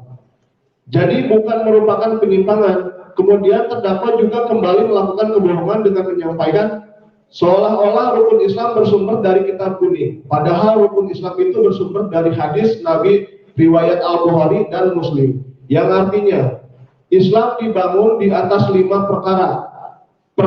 Persaksian bahwa tiada Tuhan yang berhak disembah kecuali Allah dan Muhammad adalah utusan Allah, mendirikan sholat, menunaikan zakat, pergi haji, dan puasa di bulan Ramadan. Oleh karena itu penyampaian terdakwa tersebut adalah pemberitahuan bohong yang dengan sempurna. Bahwa menurut ahli agama Islam Profesor Dr. Haji Muhammad Amin SHMA MM, rukun Islam itu dasarnya bukan kitab kuning tetapi merupakan hadis Nabi, tidak berdasar zakat terlebih dahulu dibandingkan dengan puasa. Bahwa di persidangan terdakwa menyampaikan terkait ucapannya tersebut, terdakwa salah menyimpulkan terkait dengan rukun Islam, zakat, dan puasa. Berdasarkan pengalaman pribadi terdakwa yang katanya pernah jadi ustadz dan menerima zakat untuk makan, terdakwa sendiri sebagai ustadz. 69. Bahwa benar menyiarkan berita bohong atau pemberitahuan bohong yang disampaikan terdakwa dengan mengatakan sebagaimana mungkin Islam akan masuk surga, sedangkan kitabnya saja kitab karangan Syekh Nawawi Al-Bantani yang dipelajarinya dengan diikutinya kitab kuning. Perkataan terdakwa tersebut merupakan kelanjutan perkataan-perkataan bohongnya terdakwa sebelumnya. Mengingat Syekh Nawawi Al-Bantani adalah seseorang ulama Indonesia bertaraf internasional yang menjadi imam Masjidil Haram. Ia bergelar Al-Bantani karena berasal dari Banten, Indonesia. Ulama lahir di Tanara Serang 1230 Hijriah sampai dengan 1813 Masehi atau 1230 Hijriah atau 1813 Masehi dan meninggal di Hijaz, Mekah pada tahun 1314 Hijriah atau 1897 Masehi. Beliau seorang ulama dan intelektual yang sangat produktif menulis kitab. Jumlah karyanya tidak kurang dari 115 kitab yang meliputi bidang ilmu fikih, tauhid, tasawuf, tafsir, dan hadis. Perkataan terdakwa bahwa kitab kuning karangan Syekh Nawawi Al-Bantani tidak bisa mencapai kesempurnaan firman Tuhan. Hanyalah pemahaman terdakwa yang sempit dan terkesan tendensius menunjukkan kitab kuning adalah kitab bukti kebohongan dari cara melintir fakta. Kitab kuning bukanlah suatu patokan dan ukuran bagi orang Islam untuk masuk surga, melainkan Al-Quran dan hadis. Kitab kuning hanya bentuk istijab ulama dalam menyikapi perkembangan zaman, sehingga perkataan terdakwa jangan mendengarkan kitab kuning karena membingungkan umat Islam di Indonesia adalah sebenarnya ketidakmampuan terdakwa membaca kitab kuning secara baik dan benar. Karena membaca kitab kuning harus mengerti bahasa Arab dan kitab kuning ditulis dengan huruf Arab gundul. Jadi sebenarnya bukan umat Islam di Indonesia yang bingung membaca kitab kuning, namun terdakwa yang bingung membaca dan memahaminya. Yang akhirnya jadi bingung sendiri, muter-muter sendiri, dan tersesat sendiri dalam kebohongan yang terdakwa katakan dan siarkan. Bahwa menurut ahli agama Islam, Dr. Kiai Haji M. Hamdan Rashid MA, pernyataan terdakwa adalah suatu kebohongan terhadap ajaran Islam. Karena ajaran Islam bersumber dari Al-Quran dan hadis Rasulullah SAW, bukan pada kitab kuning. Kitab kuning seperti kitab Safinatun Najwa karya Syekh Nawawi Al-Bantani hanyalah merupakan interpretasi atau intijat para ulama terhadap Al-Quran dan hadis yang bertujuan untuk memudahkan para pelajar Islam serta masyarakat luas dalam memahami ajaran Islam yang bersumber dari Al-Quran dan hadis Rasulullah SAW. Jadi bukan merupakan penyimpangan surat Maryam ayat 71 menjelaskan bahwa semua orang itu akan masuk surga dengan melewati Shiratal Mustaqim.